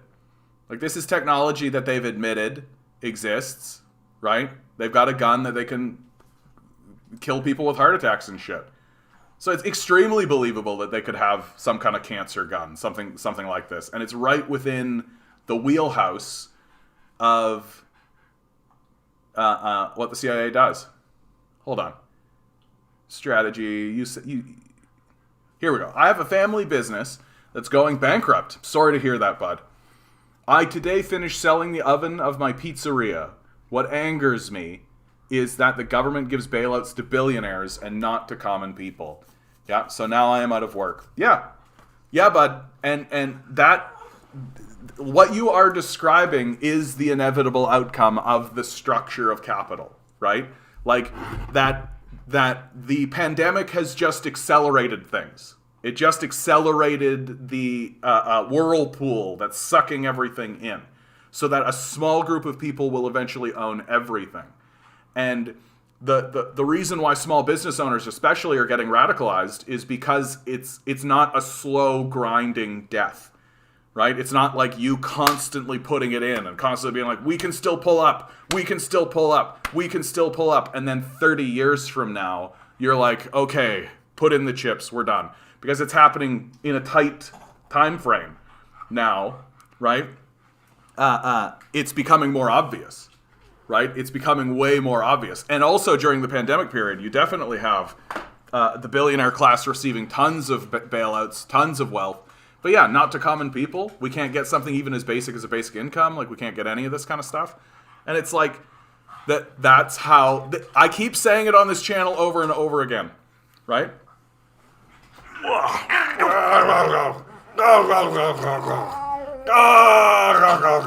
I know, buddy. I know. You didn't expect the pug, did you? You didn't expect the pug. I keep saying it on this channel over and over again. The revolution does not happen because a group of philosophically or ideologically driven people come together and agree that we need to move forward in a new and different manner. The revolution occurs because the structure of capitalism abandons too many people. And this structure of abandonment, which must abandon people, will be confronted by the people they render homeless and poor and impoverished and all of this. And there isn't a single citizen that the system will not abandon. Everyone will be abandoned at some point. You still have a lot more subscribers than the Ontario NDP. Yeah, dude. I just don't think they're trying, honestly. I think they may have just made that YouTube channel for posterity, you know? Just as a place to be like, okay, here's our, like, we can share content from here maybe, and they just kind of have it as for archival purposes, probably more than anything. The more days pass by, the more I'm sad Leighton passed. He would have healed our country so well. Well, he would have done more to confront the decline into this capitalist kind of shithole, yeah. Glad you enjoyed it. I see so much rallying and protest and coming together. It's frustrating when the causes aren't for the basic needs that we still don't have. Yeah. What are the best books that flesh out the structure and function of a hypothetical communist society? I'm trying to prepare for an extensive conversation with my dad on the subject. That's a tough ask, actually, love. Like, there are lots of good books to read in terms of the critique of capital, which is the Communist Manifesto. Like, just straight up. Like, if you want the accurate critique of the capitalist structure and the capitalist society, you don't need to go any farther than the Communist Manifesto. It's perfectly understandable. There are audiobooks of it. Like, if you can't find a way to read or consume the Capitalist Manifesto somehow, it's because you're trying not to. It really is that simple. Yeah, I'll give the doggo a hug. He hates it when I hug him. Yes, he does, but I love him anyway. Mwah, good boy. And the I'm really sorry to hear that strategy, man. That sucks. There's a Domino's 2 blocks from my business, so it was really inevitable. Well, and it's play one game of Monopoly, right? Like, it's the rules of Monopoly. You know, like one business consumes another, right? Just like they compete, and then they just this one gets destroyed, and then this one consumes all of the resources from that one, and it just keeps happening until there's a very small. If you want a critique of markets in general, read The Capital. Yep. Mock, you're fairly well read and fairly well sourced, so you might have a thing on this. But the problem that you're putting forward here, love, not to avoid what you're saying, is you see the ADHD, right? You see it. It's I'm over here, and the problem is that because building a society on communist principles is so theoretical, and we're still in the process of finding out what it is to have a communist society and what it is to be a communist society. And we're still very much in the defense position, right? That like the countries that have been effective are either very small, or they have to make major concessions to capital, the way that China definitely has, which we can have a conversation about that. Or they're very fleeting, like the Stalin period, right? The Stalinist period was like a communist attempt in like a society, but it was very fleeting, and it didn't survive the death of Stalin. And so that's where things get really tricky, because there isn't a long-term like solution, nor do we know what it's actually going to look like, because it doesn't exist yet. And a lot of the reason why it doesn't exist yet is because the capitalists go about destroying any attempts to do so, right? And every country that attempts to do it, one of the things that really makes me admire what China is doing is that they admit that, and the reason why they call it socialism with Chinese characteristics is because they don't want to turn it into a fundamentalist conversation. Their position very much is, when other countries attempt to embark on this socialist or communist project, they have to do it within the confines of their own country, right? Like, they have to do it within the confines of their own country, because each country has different attributes, right? And so I admire that the Chinese are not being fundamentalists about it and aren't saying, if you don't do communism our way, then it's not real communism, right? And it's this lack of fundamentalism that I think really does help China's growth as a socialist and ultimately, hopefully, communist society. Yeah, I've read plenty on capitalist critique. Yeah, it's just that there isn't much clear theory on the development of a new society. Yeah, I think that's true. Like, I really, like, and it's good to acknowledge it. It's fair to acknowledge it, because any theory on the development of a new society is essentially just going to be theory crafting, right? Like, it really is just going to be like, well, in theory, you know, and you can do it all on paper you want and all that kind of stuff. But at the end of the day, right, there are just realities. You're just looking, you just have to deal with the realities of the boots on the ground, right? Like it's like I was talking, there was a fellow in the chat last week who said, like, we should foment a violent revolution. And I just was like, yeah, okay, great, bud. That's not going to work. Like, it's not going to work. Right? Let's say you managed to actually gather together enough communists and you actually did do like a revolution and you actually took over, right? All it would do is destroy the society, right? That huge sections of the society would not accept it, just wouldn't accept it. And like, so you've got to move forward with the realities of what's going on. And because of that, it makes it very difficult to actually create a theory on this regard. But these are good names. Grinning, what you're putting down. Yanis Varoufakis. I can never pronounce his name. And I got to get better. Varoufakis. It's so funny that it's Fakis, dude. Fakis is so fun to say. Varoufakis. That's so fun. Michael Hudson. Michael Hudson's, like, he's clutch. Michael Hudson's super good. Which is why nobody knows about him, right? Like, Michael Hudson is one of those guys that, like, really, even within leftist circles, Michael Hudson doesn't get a lot of play. It's a weird conversation I'm preparing for. My dad is a Mormon. He knows I'm a Marxist. He believes in a future under religious law that the Mormons call the law of consecration. Yeah, I've got Mormons in my family too. My dad wants to discuss what the fundamental differences between a communist society and a consecration society would look like. I don't know that much of the law of consecration, but try to... My suggestion to you is do try to find out where the differences are strictly semantic, right? Because the Mormon theory it has evolved and has come up outside of the Marxist theory. Like there's no interaction point, right? And so my suggestion to you is to try to find those moments when the only difference is semantic. And just as I was saying before, with how the Chinese view, they say Chinese socialism with Chinese characteristics.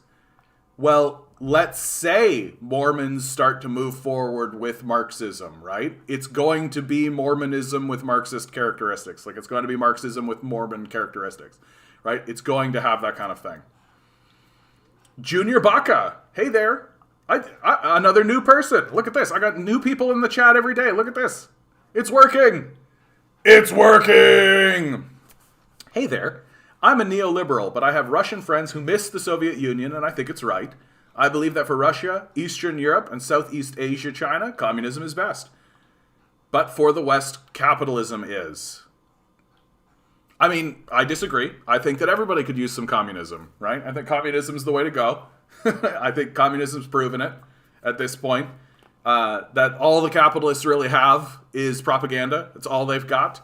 And the more you invest and critique the capitalist structure, the more you see that it is fundamentally a system that perpetuates itself through violence. And as somebody who would like us to, I would like us to stop being so violent. I would like to see us stop being so violent. I would like to get away from capitalism because it exists through violence exclusively.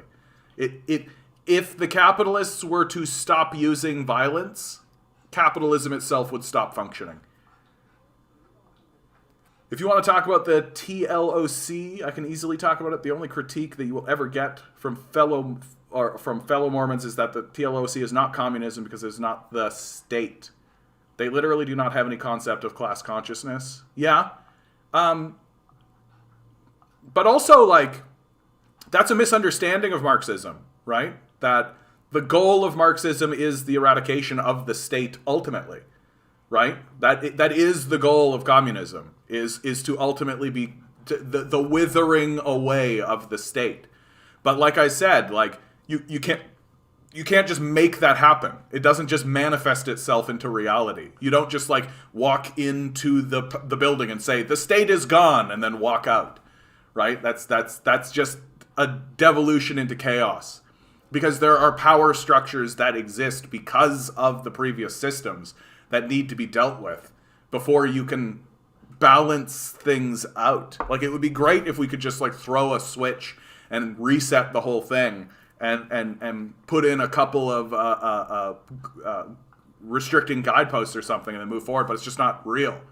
So, well, the Mormons believe it operates under the principle from each according to their ability to each according to their need. Yeah, the church would own everything and distribute it under this vision.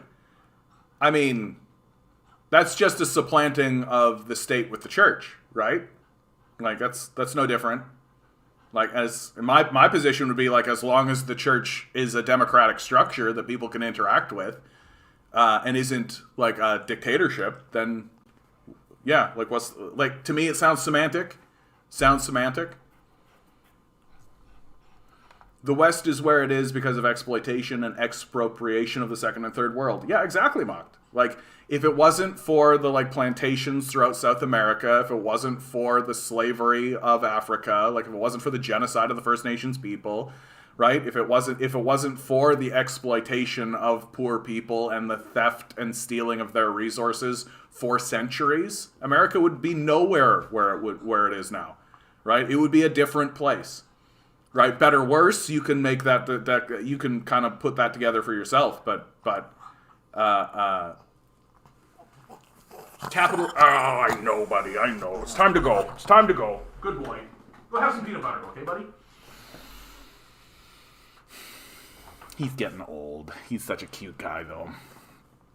I don't know how many times I have to talk to them. They're like, socialism equals the state, and they can't comprehend that socialism is about giving power to the working class. Yeah.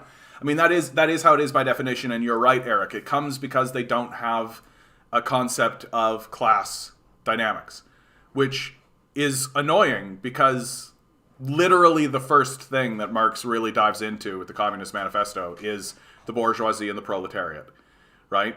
That you've got a worker and a worked, or a worker and an owner, right? An employee and an employer, right? There are class dynamics. And if you don't understand those class dynamics, then you can pretend whatever you like, right? You can pretend whatever you like. Well, there's definitely some points of Mormon doctrine that contradict the Marxist analysis of family and gender as well. Yeah, Mormons believe these are divine eternal properties. Yeah, of course they do. Not exactly. We believe we could become like God. Marxists, on the other hand, believe that the traditional family and gender structures will be abolished as material conditions no longer require them. Yeah, and again, that's the withering away, right? The withering away. I grew up Mormon. Even the eternal becoming of God, gender, and family remain. Oh man, is this chat gonna get all Mormon-y? Is that what's gonna happen? Are we gonna go Mormon town? Like am I gonna be opening up the Book of Jesus Christ of Latter-day Saints? Is that what's gonna happen here? Guys, I swear to Joseph, whatever his name was. It's fine. No, it's totally fine, love. I'm just fucking with you guys. I love it. I love it. Junior Baca, not to avoid this. I already talked a bit about this drama on our anti-work. I think pathetic. I think it's inevitable. Is the word that I would use. It's inevitable. The inevitability of an anarchist movement that has no centralized kind of core kind of thing is inevitable, and the schism that existed is now, I think, the people who are breaking off and trying to get more out of it. There are people who want to actually turn it into a legitimate movement. Christopher Edwards, it has been a while, sir. Good to see you. Anyway, I talked about that earlier, bud. So if you want my larger take on it, I recommend watching this video from not the beginning, from probably about the half-hour mark. I talk more about it, and but at the end of the day, I just think, yeah, like it was run by anarchists. They obviously aren't actually interested in building any kind of serious movement in any kind of serious way, and it looks like their mods are not very serious people. So hopefully the groups that break off from it, and there are groups that break off from it, if you go and you find our workers' rights movement and our work reform, those are groups that have schismed from the this anti-work movement and moment, and at the moment looks to me like they're more interested in actual organization and actual movement, right? So it's all evolving, all changing, but the final point that I will land on with the anti-work drama is inevitable. You can't organize through chaos. The theory of just everything will work itself out. It doesn't. And also, like, that guy completely played into Fox News, right? He played right into the hands and wasn't talking about theory, wasn't talking about class, wasn't talking about anything. Just let Fox News I wouldn't be too surprised to find out that the guy was paid. Let's begin with an opening prayer. Yeah, I need to get my bread hat. Just put on. Can you imagine if I actually had a bread hat? I understand that. I'm a current Mormon member. Totally agree. Oh, I know, Mr. Poops. Mr. Pugs. They're not going to abolish the family unit. Correct to the concept of deification, where we believe that men can become gods at the same level as the Father. Well, I mean, isn't that kind of what I've always been talking about, right? That like, we are part of the quantum energy, and the quantum energy is us. Like, we are it, and it is us, right? So in my view, it isn't that we can become like God. It's just that we need to recognize that we are in it. Like, we're not changing. We just need to acknowledge that that's what we always have been. Right? I do remember that troll. He got busted. Last month, Cortex got a Reddit message, which was supposed to make it seem like the troll was headed to his house, and Cortez threatened to get to the FBI. The troll backed off. That guy hasn't been coming around here anymore. I effectively got him out. Like, he's gone. Thanks for keeping me updated, though, bud. I was wondering where he went. I was commenting on it even yesterday. Like, he just, for those who aren't in the know, I used to have somebody come in here and they would just be filling my chat with just bots and, like, racist stuff and all this. But then I put a slowdown on the chat, and it wasn't a big slowdown. It was like 5 seconds. And a slowdown on the chat, and then also you had to be a subscriber, and you had to be a subscriber for a little bit of time. And so that seemed to slow him down enough. And then when he popped up, I would just ban his stuff immediately and wouldn't really comment on it and just move on. And, you know, don't feed the trolls. Don't feed the trolls, kids. Like, and this is why, like, what happened with the R anti-work movement is that he fed the troll. Like, that's it. Fox News is the troll, right? And they went and they fed the troll. Well, look what happens when you feed the troll, right? When you feed the troll, you lose. You are totally correct in regards to the energy stuff, and I love it. Yeah. Well, and I mean, and I feel like the big strength of what I say and what I talk about, I call myself a secular theist, which I think pisses a lot of people off. But, like, I feel like what the Mormons and what all of these religious groups have tried to reach for is what quantum mechanics itself articulates, which is that we are a singular energy. And the question that I think we should be asking ourselves isn't, is there a God, right? Which I think gets into a semantic argument, right? Is the energy sentient? Is the energy alive? Right? That's a way more interesting question. Way more interesting question, which I think we should be delving into a lot more seriously. Because, like, we know the energy's there. We know we're part of the energy. Is it alive? Is it sentient? Does it have its own ideas? Who knows? I mean, I have a theory, but I won't go too much deeper right now. I might be a bit of a revisionist Marxist, but I don't think Marxism requires strict atheism as some seem to believe. From my reading, it seems like Marx leaves room for some form of proletarian religion. I think that's accurate. Yeah, I think that's accurate. Like, people use one Marxist quote, right? There's the religion is the opiate of the masses. But Marx said a lot of things about religion, right? Like, he said a lot of things about religion. Okay, buddy, you're going to come back up? Okay. You just want licks. Okay, you're a good boy. Sorry, guys, my dog is literally, like, licking my leg. Like, I'm just like, oh my god. I find it hilarious that TRX claimed to be Marxist. They'll discuss theory, defend Mao and Stalin on Cortex's stream. Yeah, I haven't seen that guy anymore. Like, he was the troll, right? Like, he was the guy. I'm atheist. I see a lot of value in liberation theology, like the advocated by Cornel West and others. Yeah.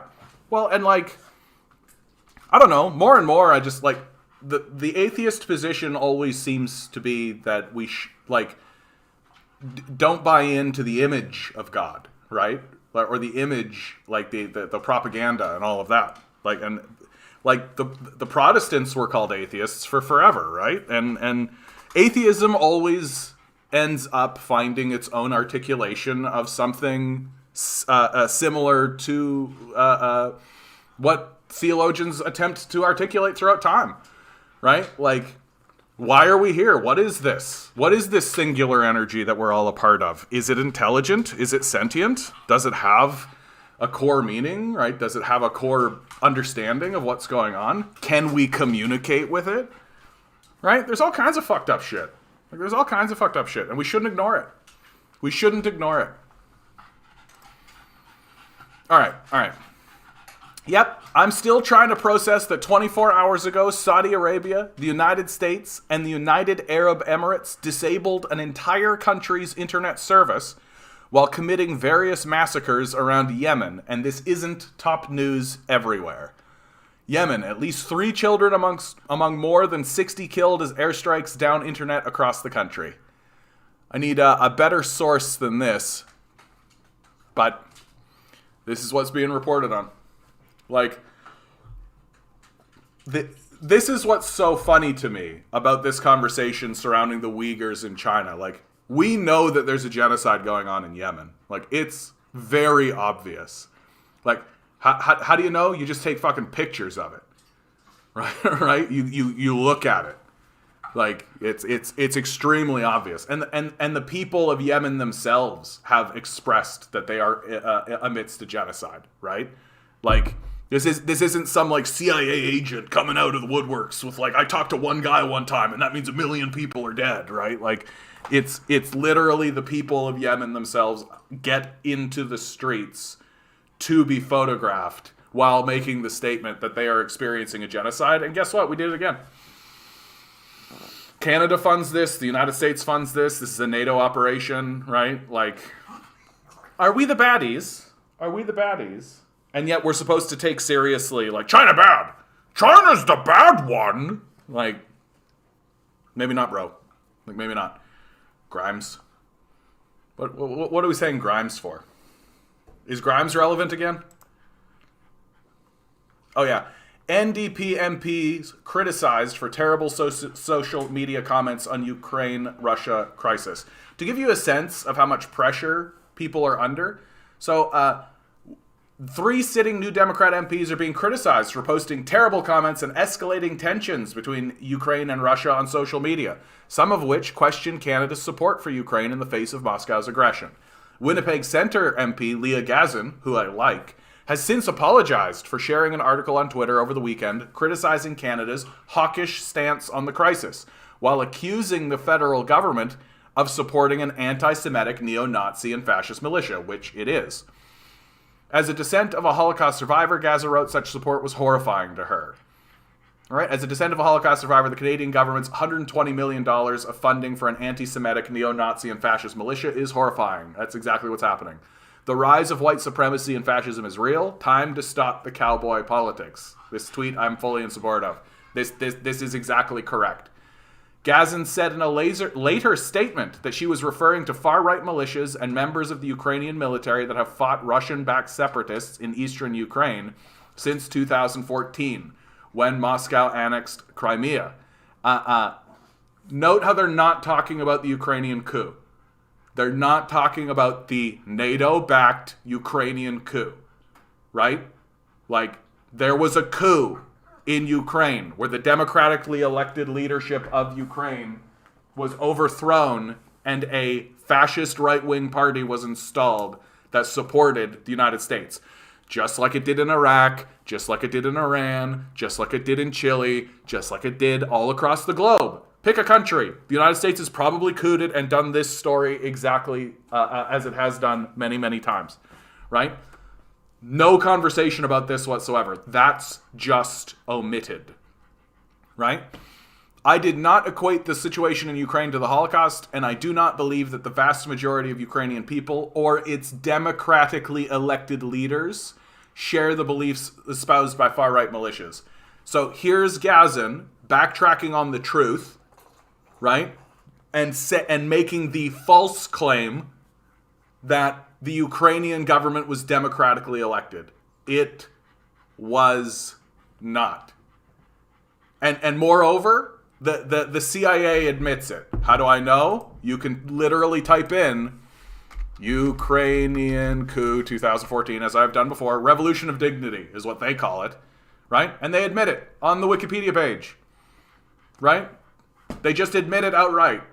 Like, and so what this means is that the Russia-backed separatists are literally Ukrainians fighting against the installed government by NATO. Like, separatists are what's being used for people, like, we would call them patriots, right? People who are fighting for their homeland. And yeah, they're Russian-backed. They're looking for any backing they can fucking get to fight back against an external foreign threat that came into their borders, cooed their government, deposed the democratically elected leadership, and installed their own leadership. But I guess this makes them separatists, right? You see how this language is used, right? You see why semantics matter. I sincerely regret my tweet did not include this important context, or removed this important context, more like, right? Orest Zakidalski, senior policy advisor for the Ukrainian Canadian Congress, told Global News that Gazen's comments were ignorant, inaccurate, and hurtful.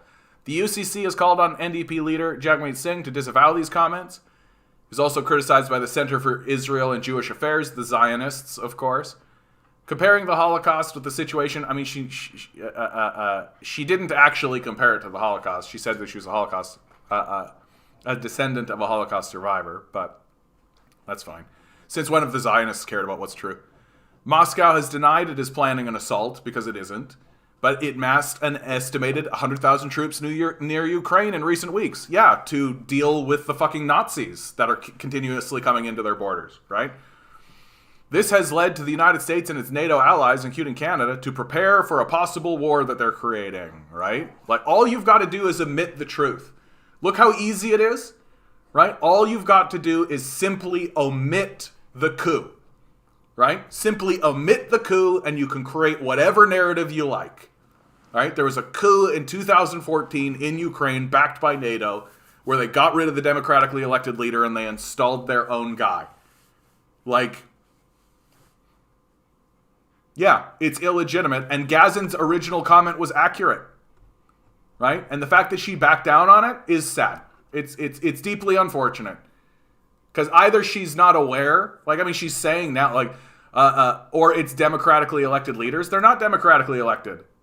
They were installed by NATO, right? But this is the leftists in Canada. This is the leftism that exists in Canada. So we can say fairly clearly there is no left movement in Canada. It doesn't exist politically, right? Where even the people whose initial reaction to the reality that we are funding neo-Nazi groups, right? Their initial reaction is like, hey, we got to stop funding neo-Nazi groups, right? Well, someone came and talked to her, and now she's backed off on it, and she's saying, yeah, that's a democracy. Yeah, the coup where we installed the leader for them, that's what democracy is. Leftism is dead in Canada. It doesn't exist. Simply doesn't exist. Like, that's literally what we are attempting to build here. Communists are winning elections in Latin America. God bless them. God bless them. The thing that could be really powerful for the Latin American people is there is grumblings and rumblings and organizations surrounding the idea of creating a federated body of socialists, right? Like Venezuela, I believe, Peru, Bolivia, I think, Ecuador, I think. And if Brazil swings to the left, like it's poised to do, Lula is is poised to win the next election, which is actually like a really phenomenal story. It's a really interesting story, Lula's story. And if he seizes power and begins to organize with these other communities, they could create a federated body, right? And that's scary for the capitalists. That's scary for the capitalists. They do not want South America to create a union. Like, they don't want South America to come together, unionize with one another, and fight along communist or socialist ideals. So, and yeah, of course communists are winning elections in Latin America. There's actually a pretty long history of communism in Latin America, right? Why do you think the United States goes in and destroys the place as often as it does? And of course, they're doing it in the East as well. Like, they're doing it in Eastern Europe as well. It's the same game. It's the same game. From Dan Price, suspicious how everyone blames the rising cost of a burrito on workers getting a $1 raise, but not the fact that CEO pay has gone up 1,322% in the last 43 years. Last year, Chipotle gave its CEO a $24 million raise and then paid him 2,898 times more than their median employee. Yeah, there you go. Thanks, Loaf. USSLA, United Socialist Soviets of Latin America. Brilliant. Fucking brilliant. USSLA. I love it. USSLA. USSLA. Doesn't quite ring off the tongue, right? Like, doesn't quite have that, like, USA. USA.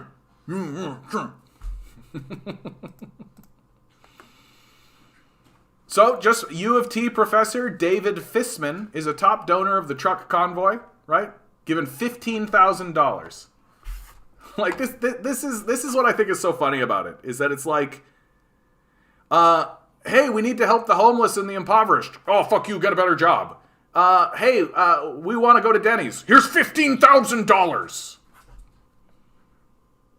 Brilliant. Conservative confidence supporting a convoy of angry far-right protesters descending on Capitol won't blow up in their faces this time. The Beaverton. Always nailing it. Always nailing it. So I'm seeing more and more grumbling about May Day strikes. I'm just bringing this to the attention of the group. And I'm actually going to put this in ye old Discord. Boop. Just so we have it. And the Wednesday, January 26th. Oh, that's now. Worthless. I'm the most organized person alive. So anyway, this is taking place right now, basically. Actually, exactly right now. Don't run off, though. It's the first public meeting informational Q&A, right? Absolutely worth paying attention to.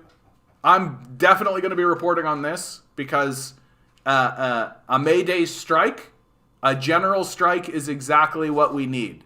And I'm definitely going to be tuning in and reporting back from that. Because there'll be clips and things like this. So, May Day strike. Who knows? Maybe we'll get our shit together after all. Yep, Bank of Canada in action on rates adds more heat to housing market, right? Another headline to pretend like we're reporting on the issue when we're not, right? Why is the housing market going crazy? Because billionaires are buying up the market. So, oh no, it's got to be the rates, though. That's the thing that's doing it. It's the rates. That's what's doing it. Like, the goal of the media in regards to reporting on the housing crisis is to report on anything other than the problem, right? And the problem is, like, the Globe and Mail is owned by the wealthiest man in Canada. The wealthiest man in Canada is responsible for what's going on in the housing market because he's the guy buying up housing. Why are they buying up housing? Because A, they can, and B, they've got nothing else to buy, and then C, there's nothing else to invest in, right? The only reason to invest money is to make money, right? And they're not, so that means they're not going to actually try to build high-speed rail. There's no money in it, right? They're not going to try to build green infrastructure. There's no money in it. They're not going to do any of this, right? What are they doing? They're buying up land. They're buying up land. And so, of course, they're not going to report on the grift that they're running, right? It's obviously what they're doing. And so what are they doing instead? Oh, it's, the Bank of Canada. They need to raise the rates, you know. That'll fix the housing market. Pay no attention to the fact that we just bought all the fucking houses. Like, Bolivia's police intercepted a weapons shipment sent from the United States to the separatist region of Santa Cruz, the hub of violent far-right groups that led to the coup in 2019. Here you go. Like, the United States just shipped, like, how much? Do they actually give a dollar amount? Not in the headline, and I don't have the article in front of me. But, like, it amazes me when I still encounter people who are still like, the USA is a good thing. They're doing good things in the world. They're helping people in the world. They're spreading democracy, and they're going after the bad guys, right? It's like, bro, like, maybe you're the bad guy? You ever think about this? You ever think that maybe you're the bad guy? Like, maybe going into other people's lands and blowing them up is probably a bad thing to do, right? You think that the rest of the world is happy that you're funding, like, radical, like, far right groups, like, literally groups that do, like, neo-Nazi salutes and shit like this, like, and you're the good guy in the conversation. It's really, really weird to encounter people. Like, I expect to encounter people who just don't know what's going on, right? That's pretty common. Like, and that doesn't make me mad. Like, it's like, oh yeah, you just don't know what's going on. Makes sense. There's literally like billion-dollar organizations whose entire mandate is to make sure you don't know what's going on, right? Like, it makes sense that you don't know what's going on. It's the people who are standing there being like, we're good guys. We're doing the good stuff. We're not the Nazis in the world, even though we fund neo-Nazi groups every fucking where we go, right? Everywhere we go, we fund neo-Nazi groups. Like, it really is getting to the point now where if somebody stands up and says, the United States is funding, a separatist group or something like this. It's like, oh, they're funding the Nazis, right? And yeah, it's always the case. Find the far right radicals in the society. That's who the United States is going to fund. It's just like, and incidentally, if they're doing that overseas, they're going to do it here too, right? Like, it's this idea that like we are going to root out white supremacists. But John, they are fighting for your freedom. You are privileged. I will be the first to admit that I am very privileged. I'm in a very high place of privilege, without a doubt. Like, I had a very lucky upbringing. I had a very lucky, like, the hardships that I have faced, I feel, are common, like the common thread, and so but that privilege still doesn't mean, like, it doesn't silence me, you know? I can still talk about things as I see them. And they're fighting for your freedom. I know you're being sarcastic, Eric, but that's the thing, like, they're not fighting for freedom. Like, it's the most embarrassing thing that gets said. Like, they're not fighting for the freedom of the people, they're fighting for the freedom of the capitalists. Like, the capitalists should be able to exploit as many people as they want. That's the freedom they're fighting for. I hate the word freedom. Like, it's so nebulous. It means many different things to many different people. And you only start to realize that when you start to actually ask the question, freedom to do what? Freedom for who? Freedom for what? Bank of Canada says food price increases to outpace inflation. Right? So, like, the price of goods are being jacked up by the capitalist class. They're using this inflationary moment to be like, oh, it's inflation that's jacking up prices. Jack up prices. Like, that's what's happening. And now you've got the Bank of Canada saying it explicitly. Like, if the Bank of Canada comes out and says, yeah, food prices are increasing in a manner that outpaces inflation, that means they're just raising prices. That's all they're doing. Like, and the gullible rubes amongst us are like, oh, inflation. Like, the problem, as always, is the billionaire class. That's always the problem.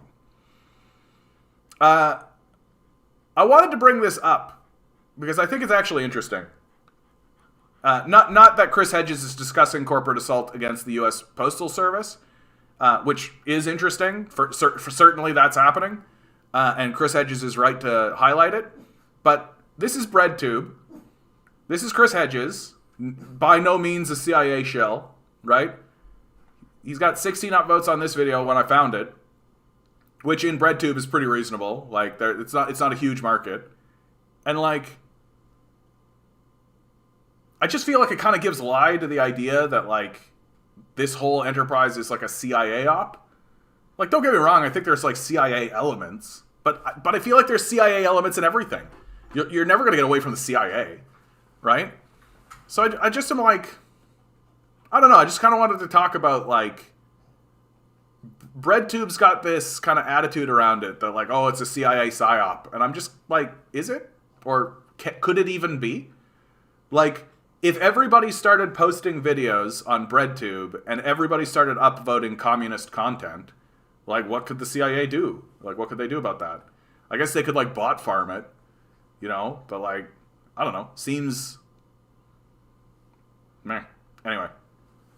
Once you realize that free markets mean oppression for the majority, you mean that freedom is just a buzzword. Yeah. Yeah, exactly. Well, and a free market, right? Like the market is free. The people are not. Right? Like you are free to sell yourself to the market. That's it. That's the freedom that you have. You're free to sell yourself to the market, and the market is owned, right? And when they talk about free market, what they really mean is less interference by the commodities, right? They don't want people to be able to interact with the market in any way except to sell themselves, right? They don't want competition. They don't want people who actually come up and be able to meaningfully impact the market in any kind of way, right? So when they say freedom, they really do mean like, yeah, you have the freedom to sell yourself to capitalists.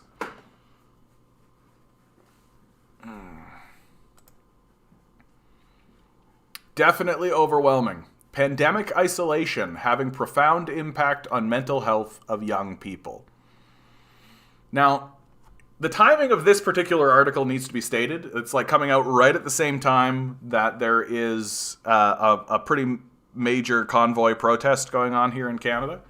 But it is worth talking about, in my view, right? And this is why I do talk about that protest in a not so like, oh, I don't get fist shaky about it. Because like I do think that it's mainly just a group of people trying to be people. And the issue of this isolation thing, the mental health piece of it, is real. Profoundly real. Right? As COVID pandemic approaches the 2-year mark, isolation continues to take a toll on the mental health of young people, although evidence also shows they are finding ways to cope. Mary DeJesus is a grade 12 student at Senator O'Connor College School in North York. The 17-year-old experienced mental health challenges before the pandemic, but in March 2020, they worsened. DeJesus' ability to change the isolation and adjusting to the new normal. DeJesus attributes the change to the isolation and adjusting to the new normal. It was definitely overwhelming. I know for myself and so many other people, our kind of way of coping with mental illness was distracting yourself, going out and seeing people. But then suddenly I was at home all alone. Alone with all my thoughts, they said.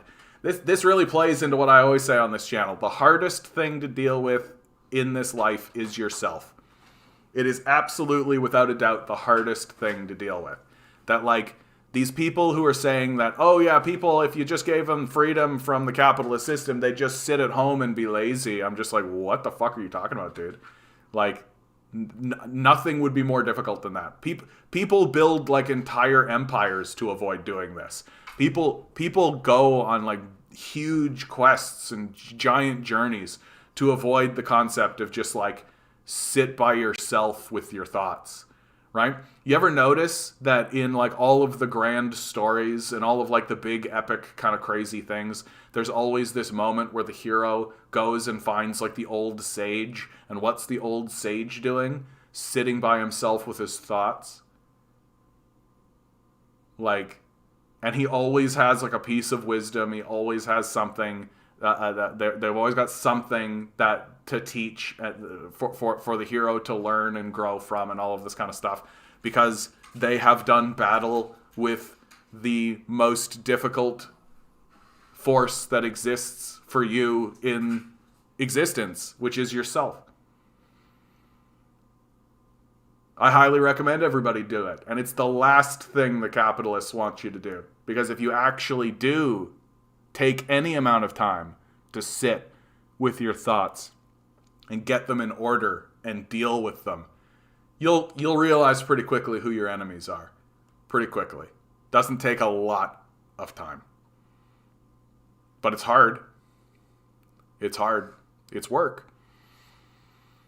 DeJesus felt more anxiety and was spiraling, thinking one negative thought which would turn into many more. It was hard to come out of this hole I dug myself into.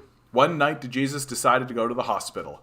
I didn't feel safe at home by myself.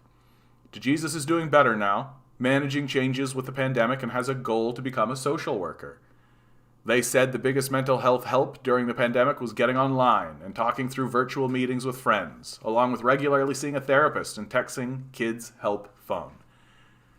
Or coming into my channel and, trying to foment a revolution against the system that's designed to destroy you. DeJesus also uses social media to connect with peers and help each other, which helps them cope too. 100%. That is a big thing for me.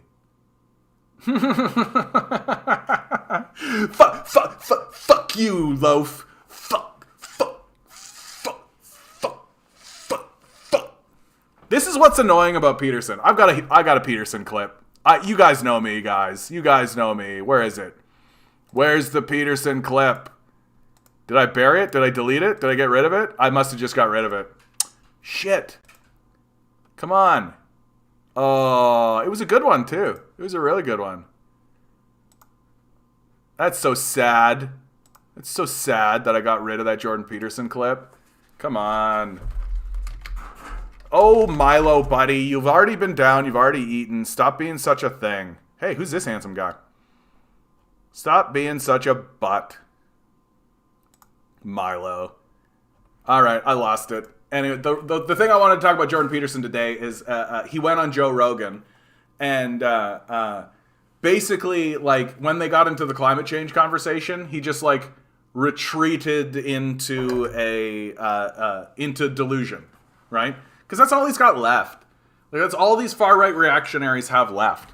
Like, literally, what was the line that really killed me? That Joe Rogan starts talking about climate change, and then Peterson says, well, the problem with the climate change conversation is that there really is no climate.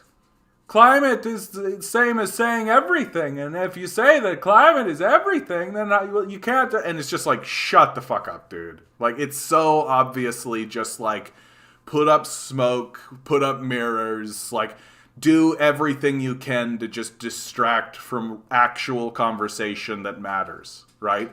Like, it's just talking for the sake of talking, and as long as he exists in this sort of like profundity, right, and attempts to continue to sound profound to the people who follow him, they'll actually listen to him. But he's essentially fundamentally saying nothing. Yeah, I'm a pretty good impersonationist. I do okay. It's a knack. It's something I've always been able to do, even as a kid. Hey, you just talk like Jordan Peterson. Oh, what the hell are you doing with your life? Right? I also do a pretty good Alex Jones. Oh, they're turning the frogs gay. Right? I do that. What's another? I'm doing impressions. I don't know why, but there's other impressions that I can do that are pretty good. C is for cookie. Any of those kind of gravelly voices, I do pretty good. Oh yeah, brother, dig it.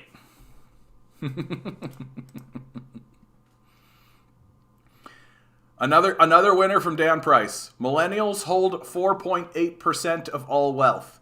There are now 40-year-old millennials. I'm 39, but close enough.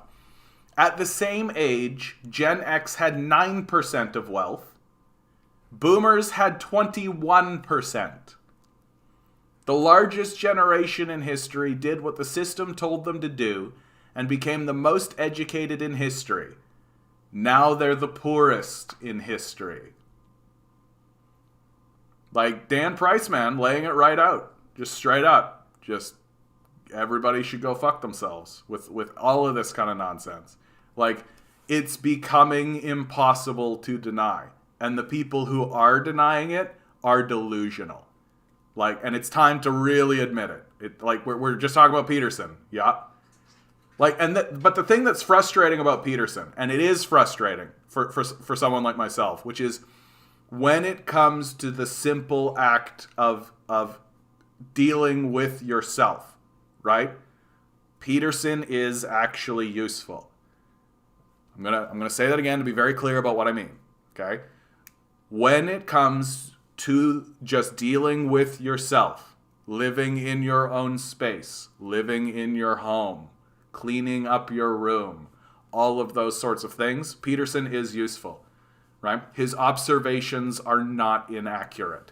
And if you need a guide and you found Peterson and all you care about is how to deal with yourself, right?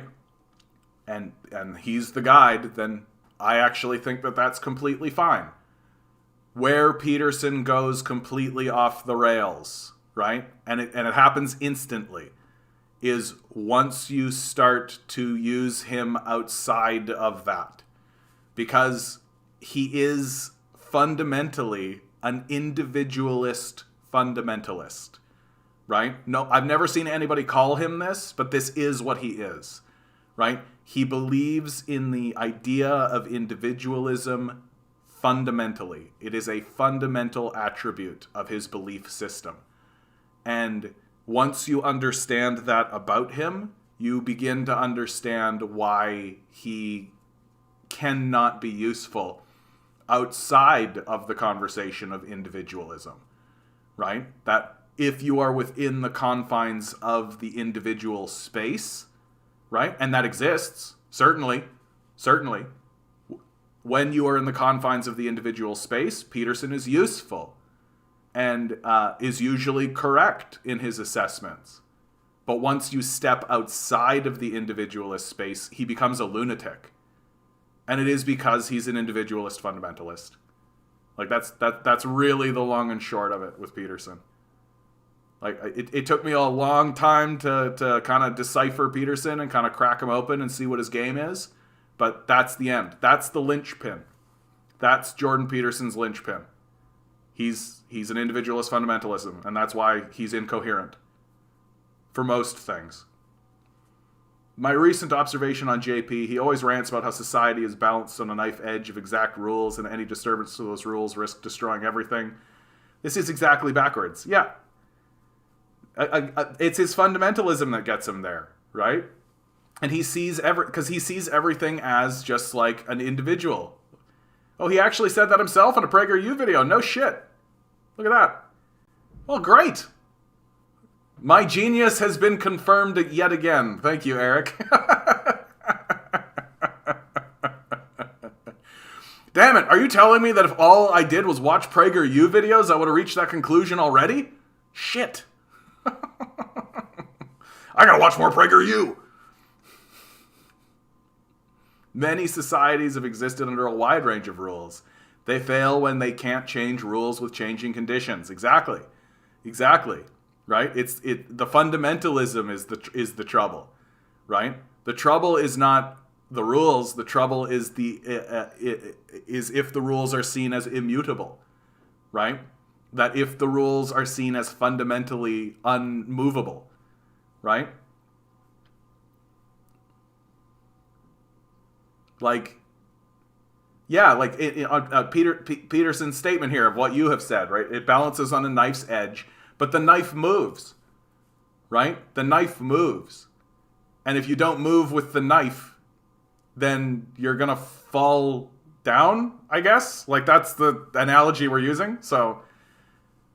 But this all comes in and ties in with his just view that we are all just individuals individualizing his own individualism. And it just isn't true.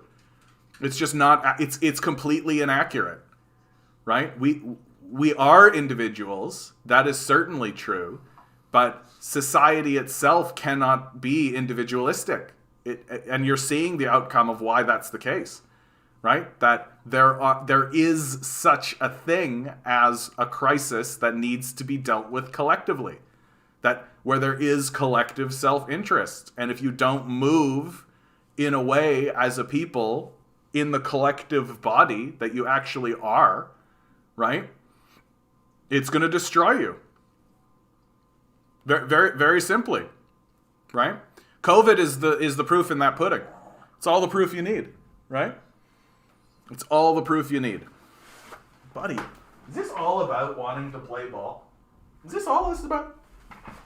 Anyway, that's my daily talk about Jordan Peterson. I gotta stop spending so much time talking about that guy because the truth, but it's so frustrating because you can't, right? Because he's one of the larger people. He's gained a lot of support.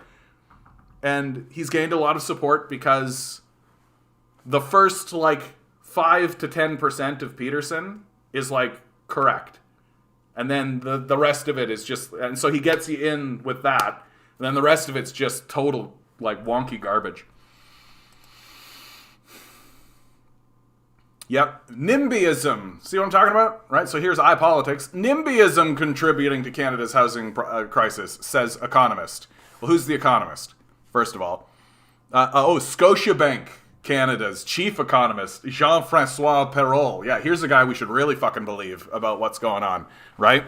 Like, when the bank economists are talking, yeah, you really got to listen to that. But again, the only reason I put this up, right? So it's NIMBYism is the problem, right? Because we can't build more affordable housing units that the billionaires will buy, right? And I'm just seeing it over and over and over again. Article after article after article after article. It's just like, the problem cannot be that billionaires are buying up the market. Like, it's got to be anything else. Anything else. Any other thing that we can put up in front of people. Right? It's this. It's that. It's this. It's that. It's this. It's that. It's not the problem. Right? It's some other thing. And it just keeps happening over and over again. Here's a great one from the millennial snowflake. Dude, I threw the ball. I threw the ball. I don't have it. I threw it. Where'd it go? Go get it. He loves it when I do that. There seems to be some confusion, so here's a helpful guide. The territories shaded in blue are the responsibility of the United States government. Any questions? Yeah, I really like this one, because Americans especially, but Canadians are guilty of this too. Like, we don't have any authority outside of our own borders. Like, no, there's nothing. Oh yeah, dude, the failures of modern economics, dude. I could talk about that all day long. Who's this handsome gentleman right here? What's going on here? Pissed off Canadian. Ooh. Yeah, economics once again becoming a worldly science.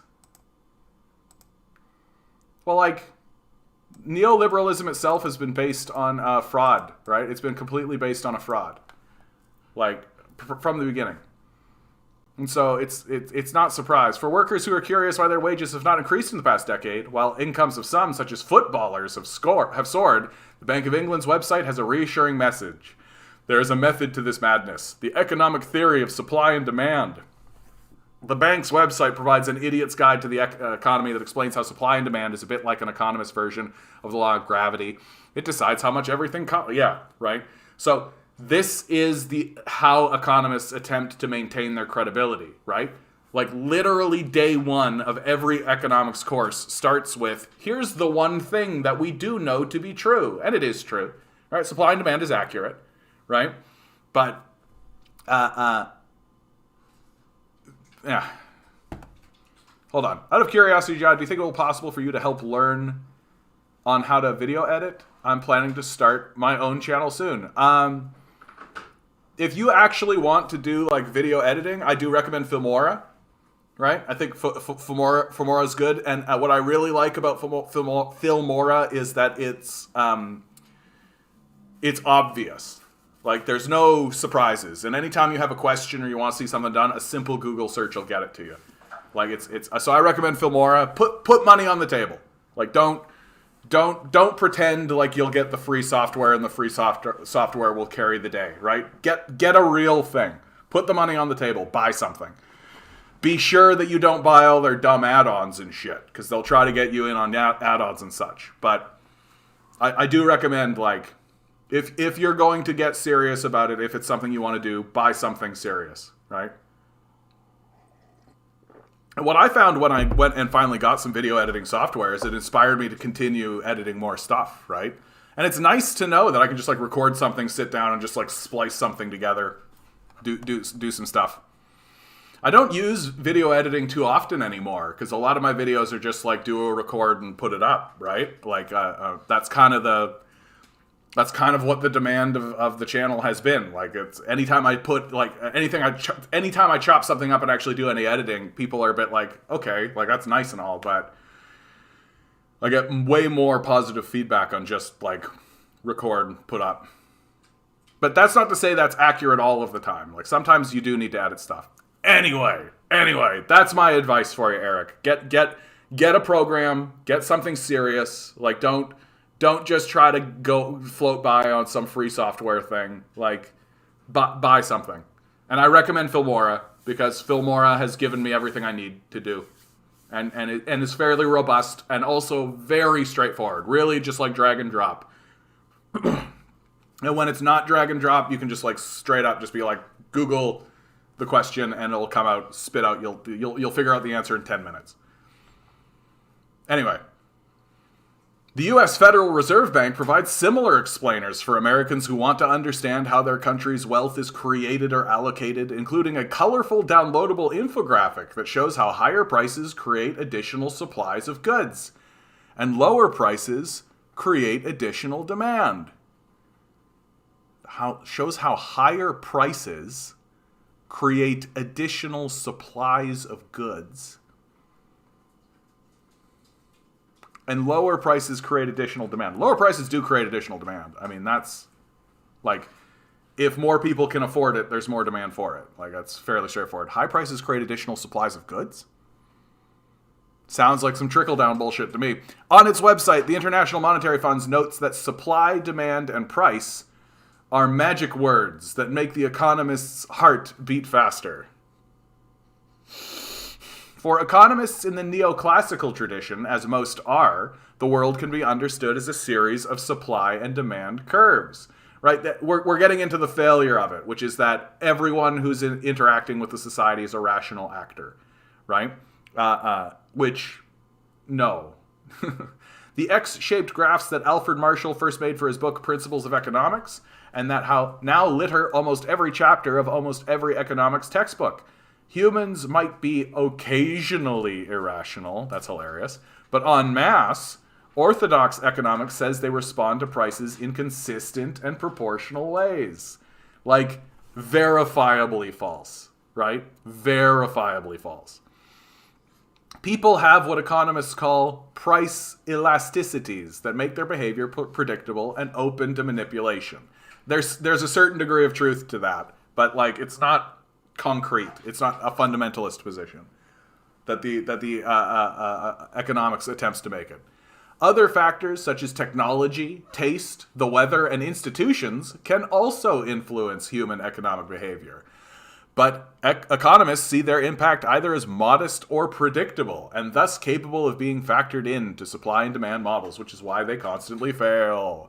This neoclassical perspective is widely, although not uniformly, accepted by world political leaders. I can't imagine why everything's collapsing. It informs and underpins policies on taxation, spending, labor market regulation, health, the environment, and more.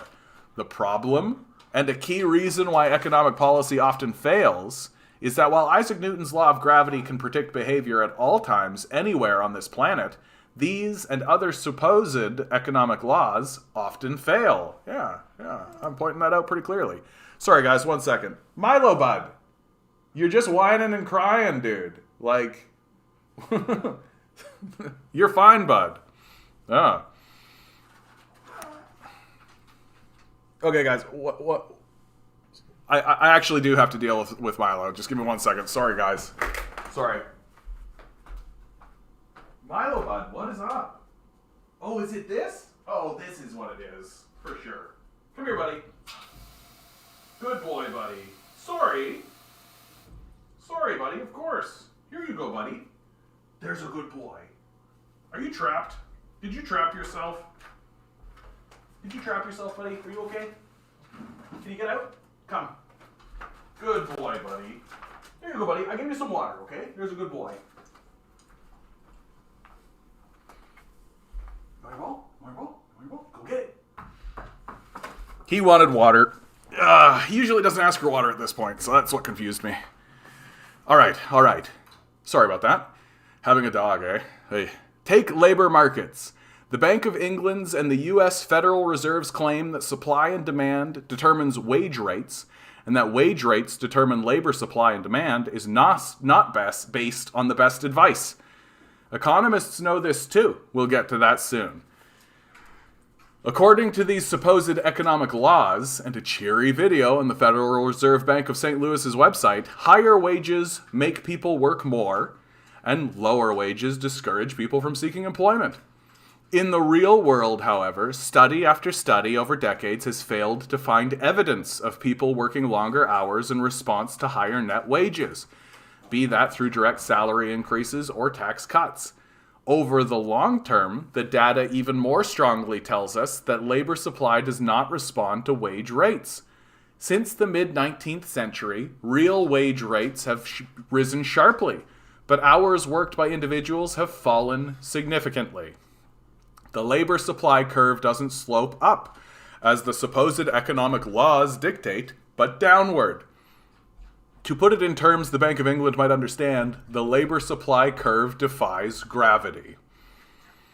In practical terms, this means that if policymakers are trying, for example, to bring more women into the labor market, then assessing the issue via the lens of neoclassical supply and demand curves is unlikely to help them formulate effective solutions.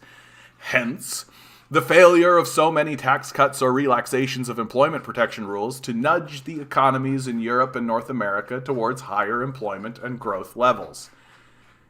Oh wow, this article just keeps on keeping on, bud. I'm not going to read this whole thing. I'm just not going to do that.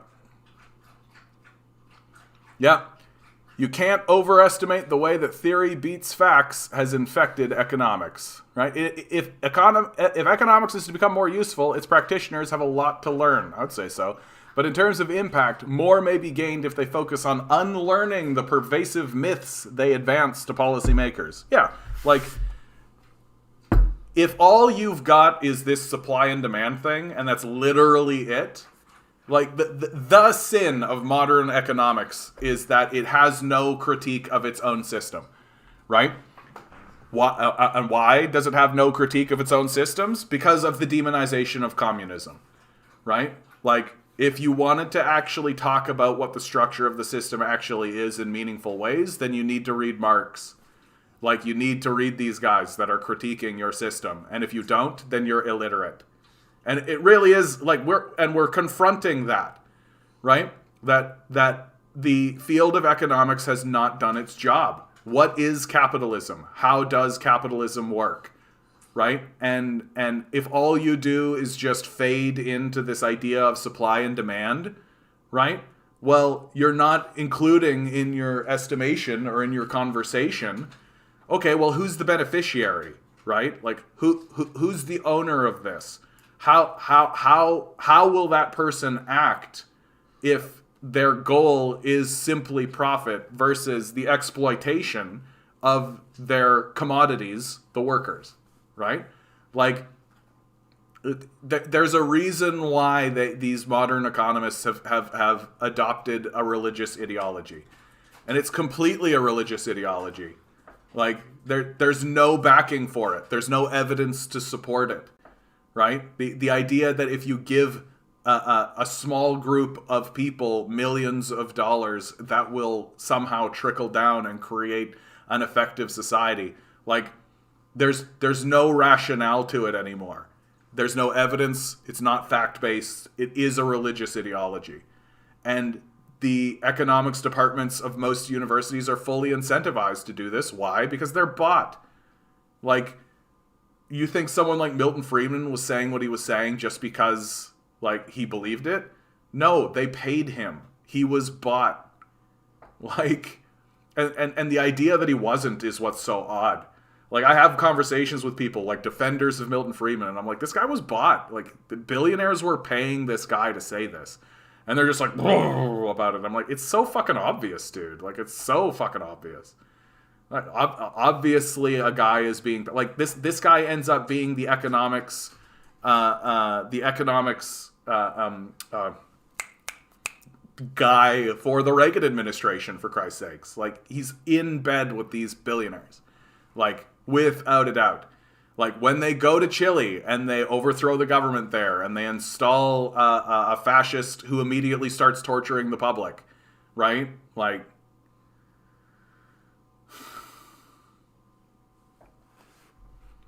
but I'm glad to see that there's more people who are talking this way, more people who are acknowledging that the field of economics in North America is fraudulent.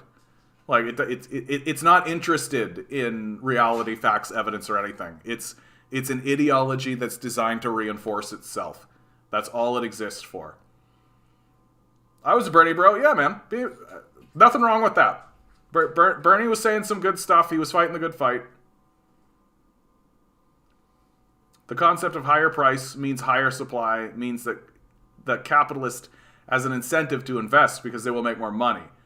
Yeah, but it's only in a perfect market computation, right? Yeah. Like, if it is a monopolistic, competition, they will jack up the prices.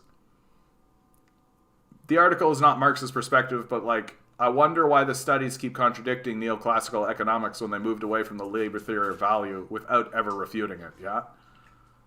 Like, because they don't read it. Like, honestly, bud, like, because they don't read it. Like, that's what it is. Like, you say the labor theory of value, like, they barely know what it is.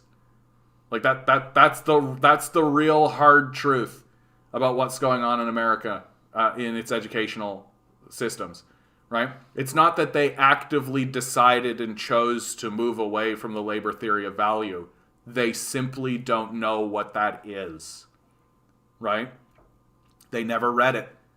They literally avoided it.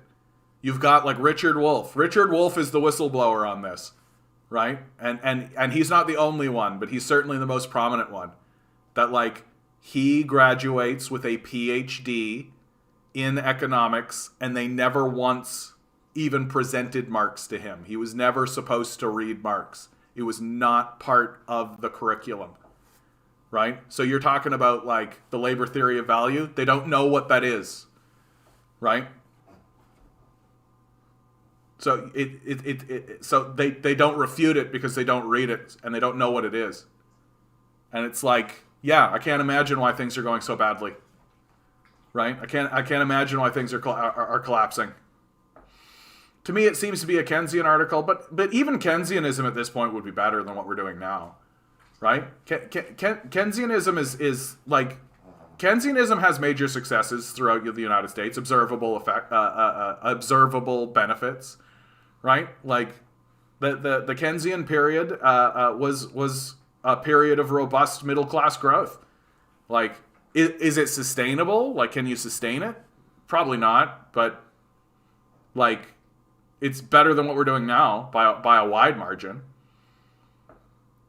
It's basically saying real-world studies show supply and demand doesn't explain things in many situations. Yeah, Keynesian economics, as I understand it, is another branch of neoclassical. Yeah, which is accurate, right? But it's more rooted in reality, right? It's, instead of saying give money to the millionaires and billionaires and then they'll trickle it down, it's that bubble up economics you hear. Like, you've got to actually give money to the lower class, and then the lower class will spend money, and that's what erects businesses, right?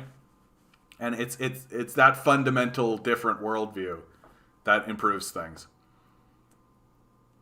Bernie bro, Bernie bro, Bernie bro, Bernie bro. I mean, we'll see, man.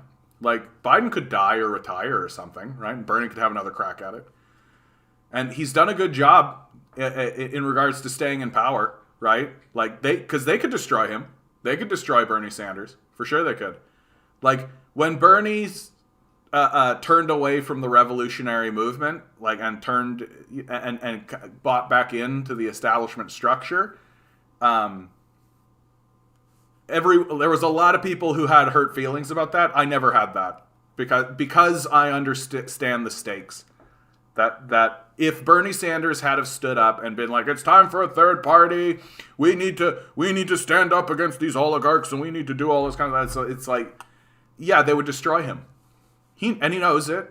And it's easy for me to believe that Bernie Sanders would be like, I spent my whole life getting to this point. I'm not going to throw it away. I'm going to do what I need to do to maintain this. And he becomes like the budgetary, like, the leader of the budget. Like, it's a very prominent position within the Democratic Party. Like, a very, very serious position, in fact. And so there's a lot of rumblings that Biden is not going to run again, right? He's very old. He's very old, and he looks it. And so that could be another opportunity for Bernie to get in, and who knows? He knows.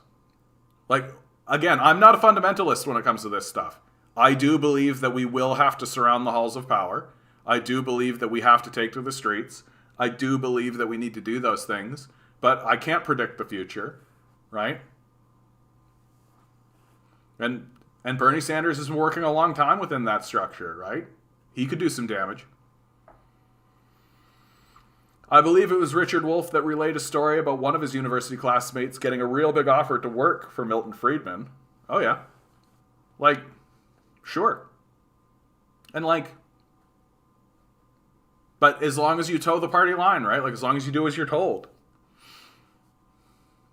Sanders was a compromise candidate, but I would have voted for him. Yeah. I mean, they're all compromise candidates at this point. Yet they believe that labor theory of value is just work longer equal higher price instead of required capital plus socially necessary labor time equal price. Yeah. And like, Smith talked about this a little bit. Like, I recently went back through some of Smith's writings, and he would talk about, he didn't call it the labor theory of value so cleanly, but he talked about it briefly. But economists misquote Smith all the time, so I'd be surprised if they were reading him either. They also mix it in with ableism by saying disabled people would take longer to make something than a quote-unquote normal person. Yeah, isn't that fun? Normal person, yeah. Our whole way of looking at things is whack. Like, it is. It's just super whack. Like, this is what happens when you just assume stuff, right? Like, capitalism is just assumed. It's assumed that this is the structure that needs to exist. And that's the reason why modern economics has gotten into so much trouble. Because they aren't arguing from a position of what is the best way to distribute. They are just assuming that this is the best way. And so they have no critique of the system. They don't try to critique the system. They simply talk about how things should work given the existence of the system, right? And they certainly don't have a critique of, like, there's an ownership class and a working class that... and the truth is that the existence of the ownership class and the working class puts a ton of inefficiencies and a ton of redundancies and a ton of absurd connections in the system, a ton of contradictions. That's the word I was looking for. It puts a bunch of contradictions in the system that actually make things cost more, right? Like, because of the natural antagonism that exists between the ownership class, who wants to pay nothing, and the working class, who wants to earn everything. Like, this natural, built-in, I shouldn't say natural, but this built-in antagonism, where the community is not working together, but is fighting against itself, it's simply not addressed in economic circles here in North America. And you listen to someone like Milton Friedman talk, and Milton Friedman was an expert of this, that the existence of the capitalist, the existence of the ownership class was simply taken for granted. That they didn't even attempt to defend capitalism as a system. They simply stated that capitalism was the best system, and then created arguments for how things should look within the capitalist system. So it's no wonder it's failing, right? They're illiterate. And like this, and this has led to a very scary sort of position for the society, which is that all we have are illiterate people pretending like they know what's going on. And even if we cleared them out, the people who would be behind them would themselves be more illiterates, because who taught them? Right? So that means we are in a position now where the only people who the establishment is willing to even listen to are these sorts of people. People who are talking about supply and demand and these sort of curves and all this kind of stuff, but have no actual analysis of what their society actually looks like.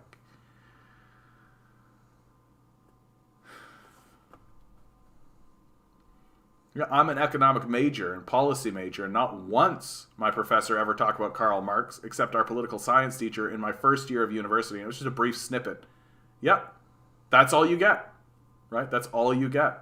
He's not considered important in the Western world when he's absolutely crucial to understanding the structure of the society. I believe Paul Cockshot. You can't give me that name, bud. You can't say Paul Cockshot. And I'm just going to sidestep Cockshot. Imagine having the name Paul Cockshot. Right? Boy, like, that's like a little troll, eh? Like, yeah, my name is Cockshot. Yeah. So every single time you're like in school or class or something, they have to call attendance. They got to say Cockshot. Right? Perfect.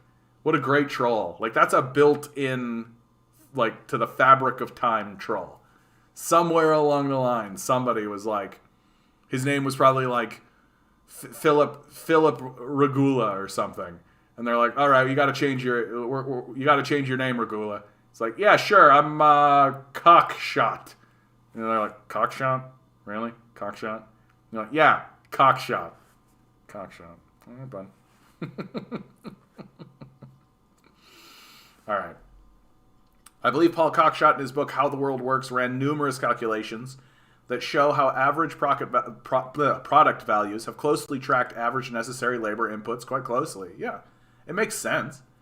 Like, if it takes no time whatsoever to produce an item, then that means that you can produce a whole bunch of them, which means everybody can get access to it.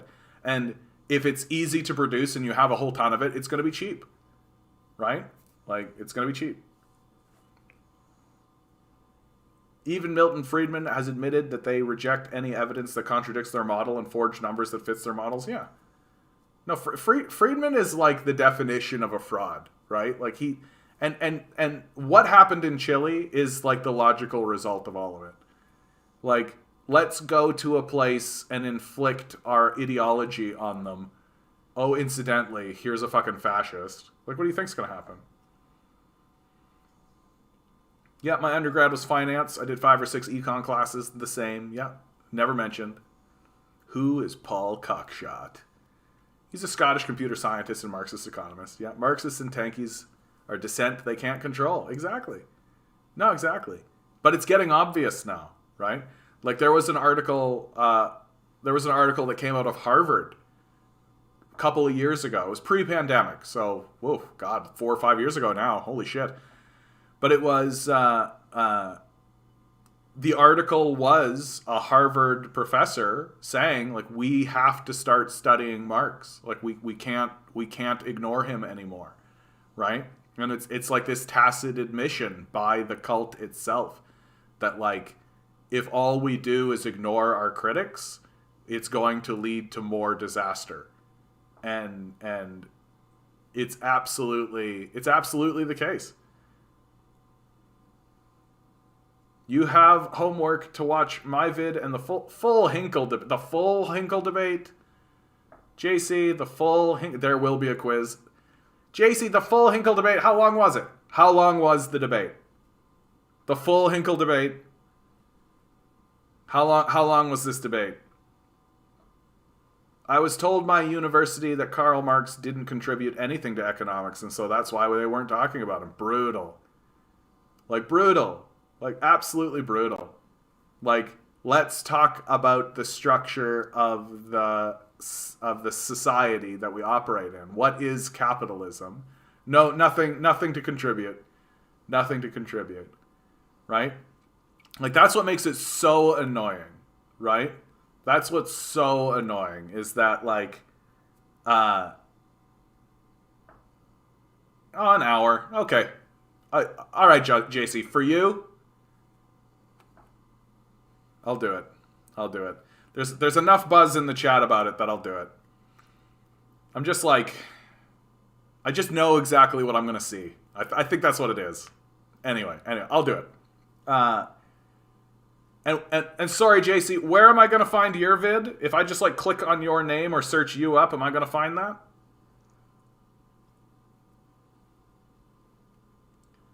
And, like, just the reason why they don't want to teach Marx is because they don't want to talk about Marx stating that there are 2 classes, that there is an ownership class and a working class.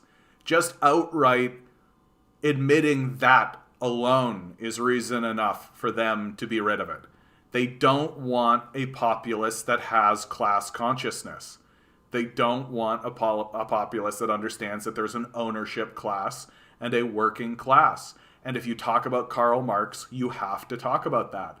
It's absolutely central to him that if you don't talk about that class dynamic, you're not actually talking about Karl Marx.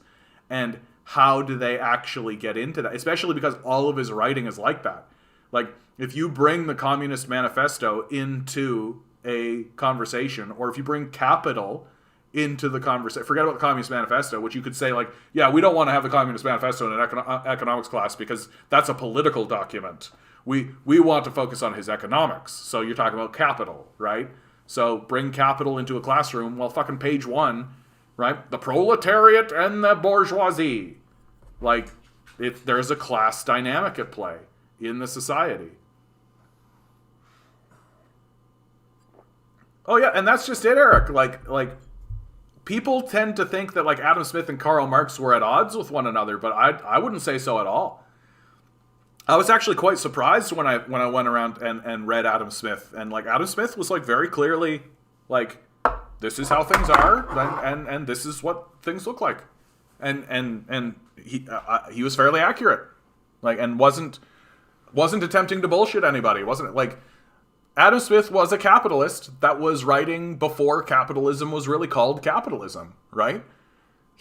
And his observations were mainly observations about the market, how they existed and all of this, but he himself was one of these capitalists, right? But he just didn't like he didn't create the class distinction so explicitly. Although he understood that he was an owner and that there were people who were workers. He just didn't feel the need to think that that was a problem.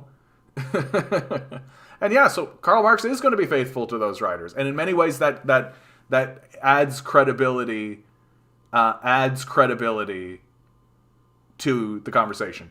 Oh, you're using me, JC, eh? I look forward to it. I look forward to it. I hope it's accurate. People like Adam Smith. Yeah. Search me on. Yeah. Funny thing about political science teacher mentioned in the Communist Manifesto, but never Das Kapital, of course. I wasn't mean, I don't think. Yeah, I don't mind being critiqued, but you're about to get clapped.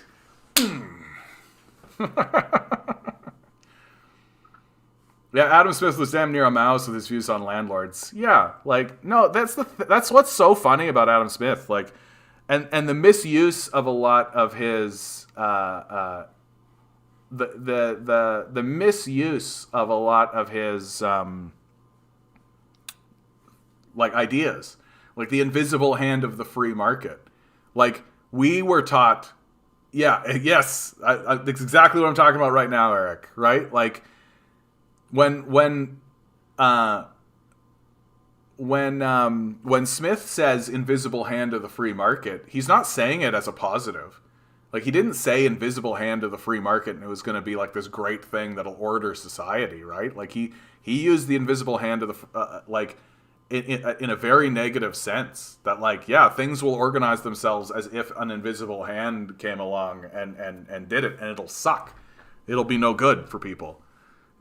Like, yeah, exactly. And it's not even talking about markets. Yeah, no, it's really brutal what these but this is what conservatives do. Like, take a look at their distortion of Martin Luther King, right?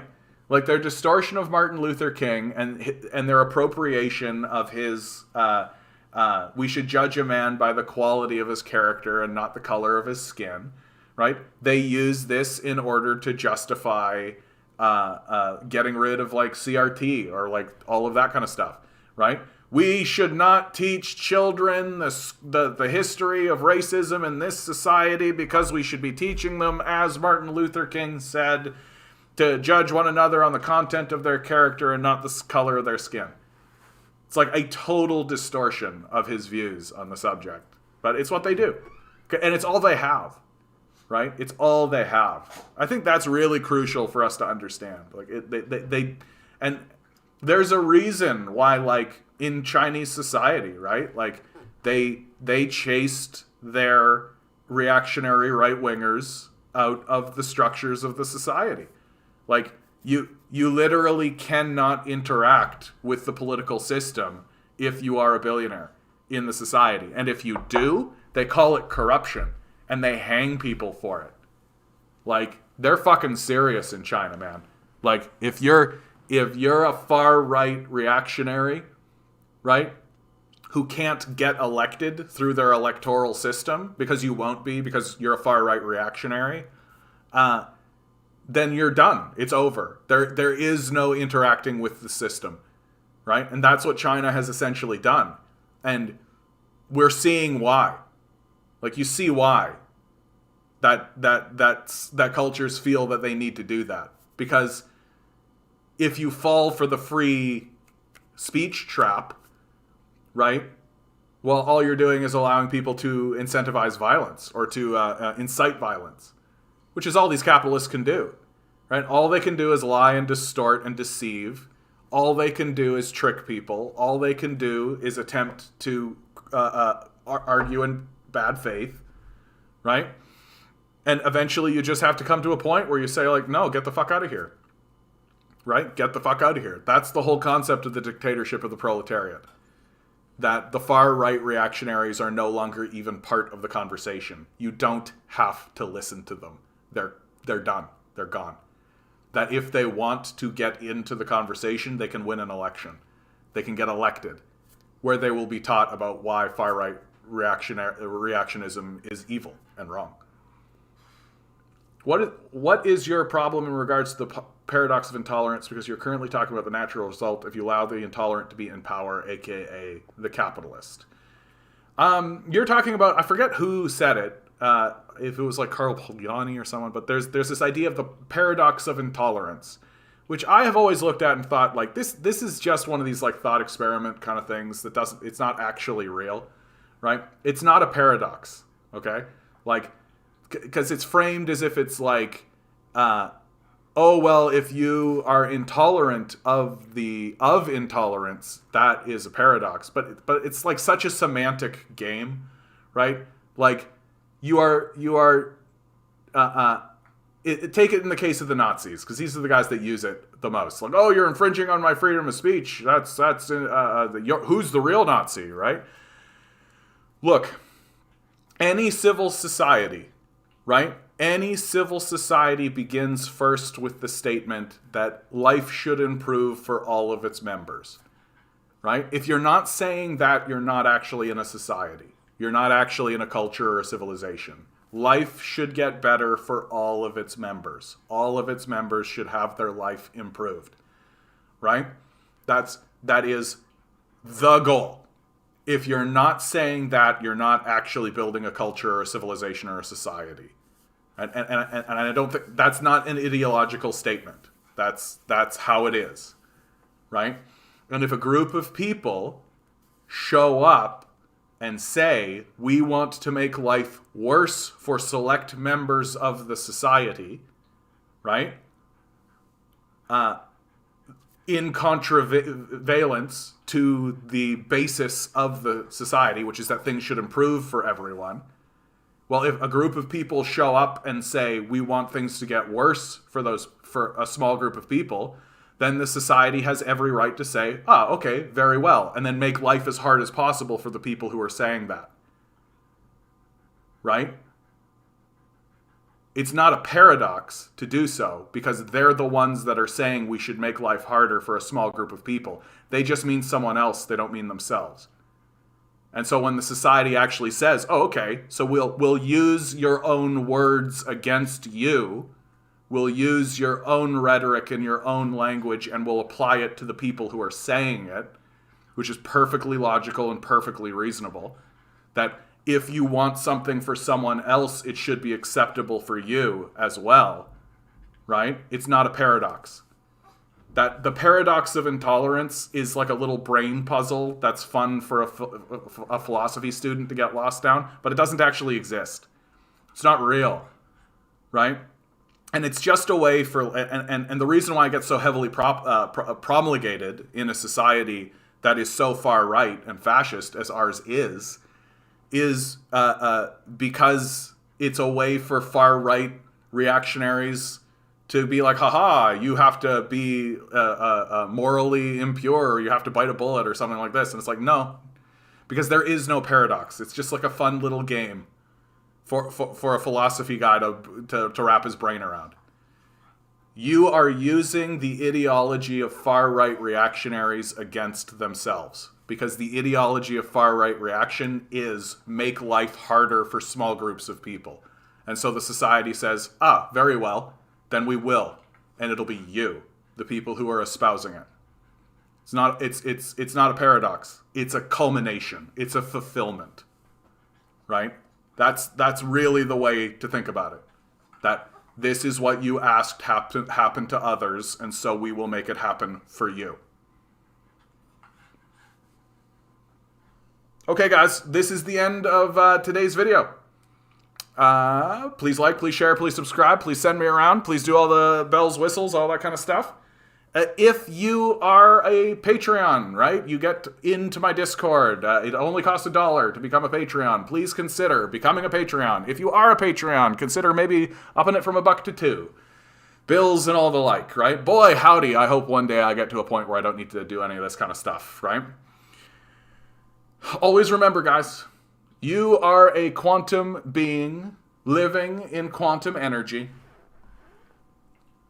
These billionaires are spending hundreds of billions of dollars to make sure you never realize it. Because you're easier to commodify if you think otherwise. Rebel, revolt, repent. Good luck. We're going to need it.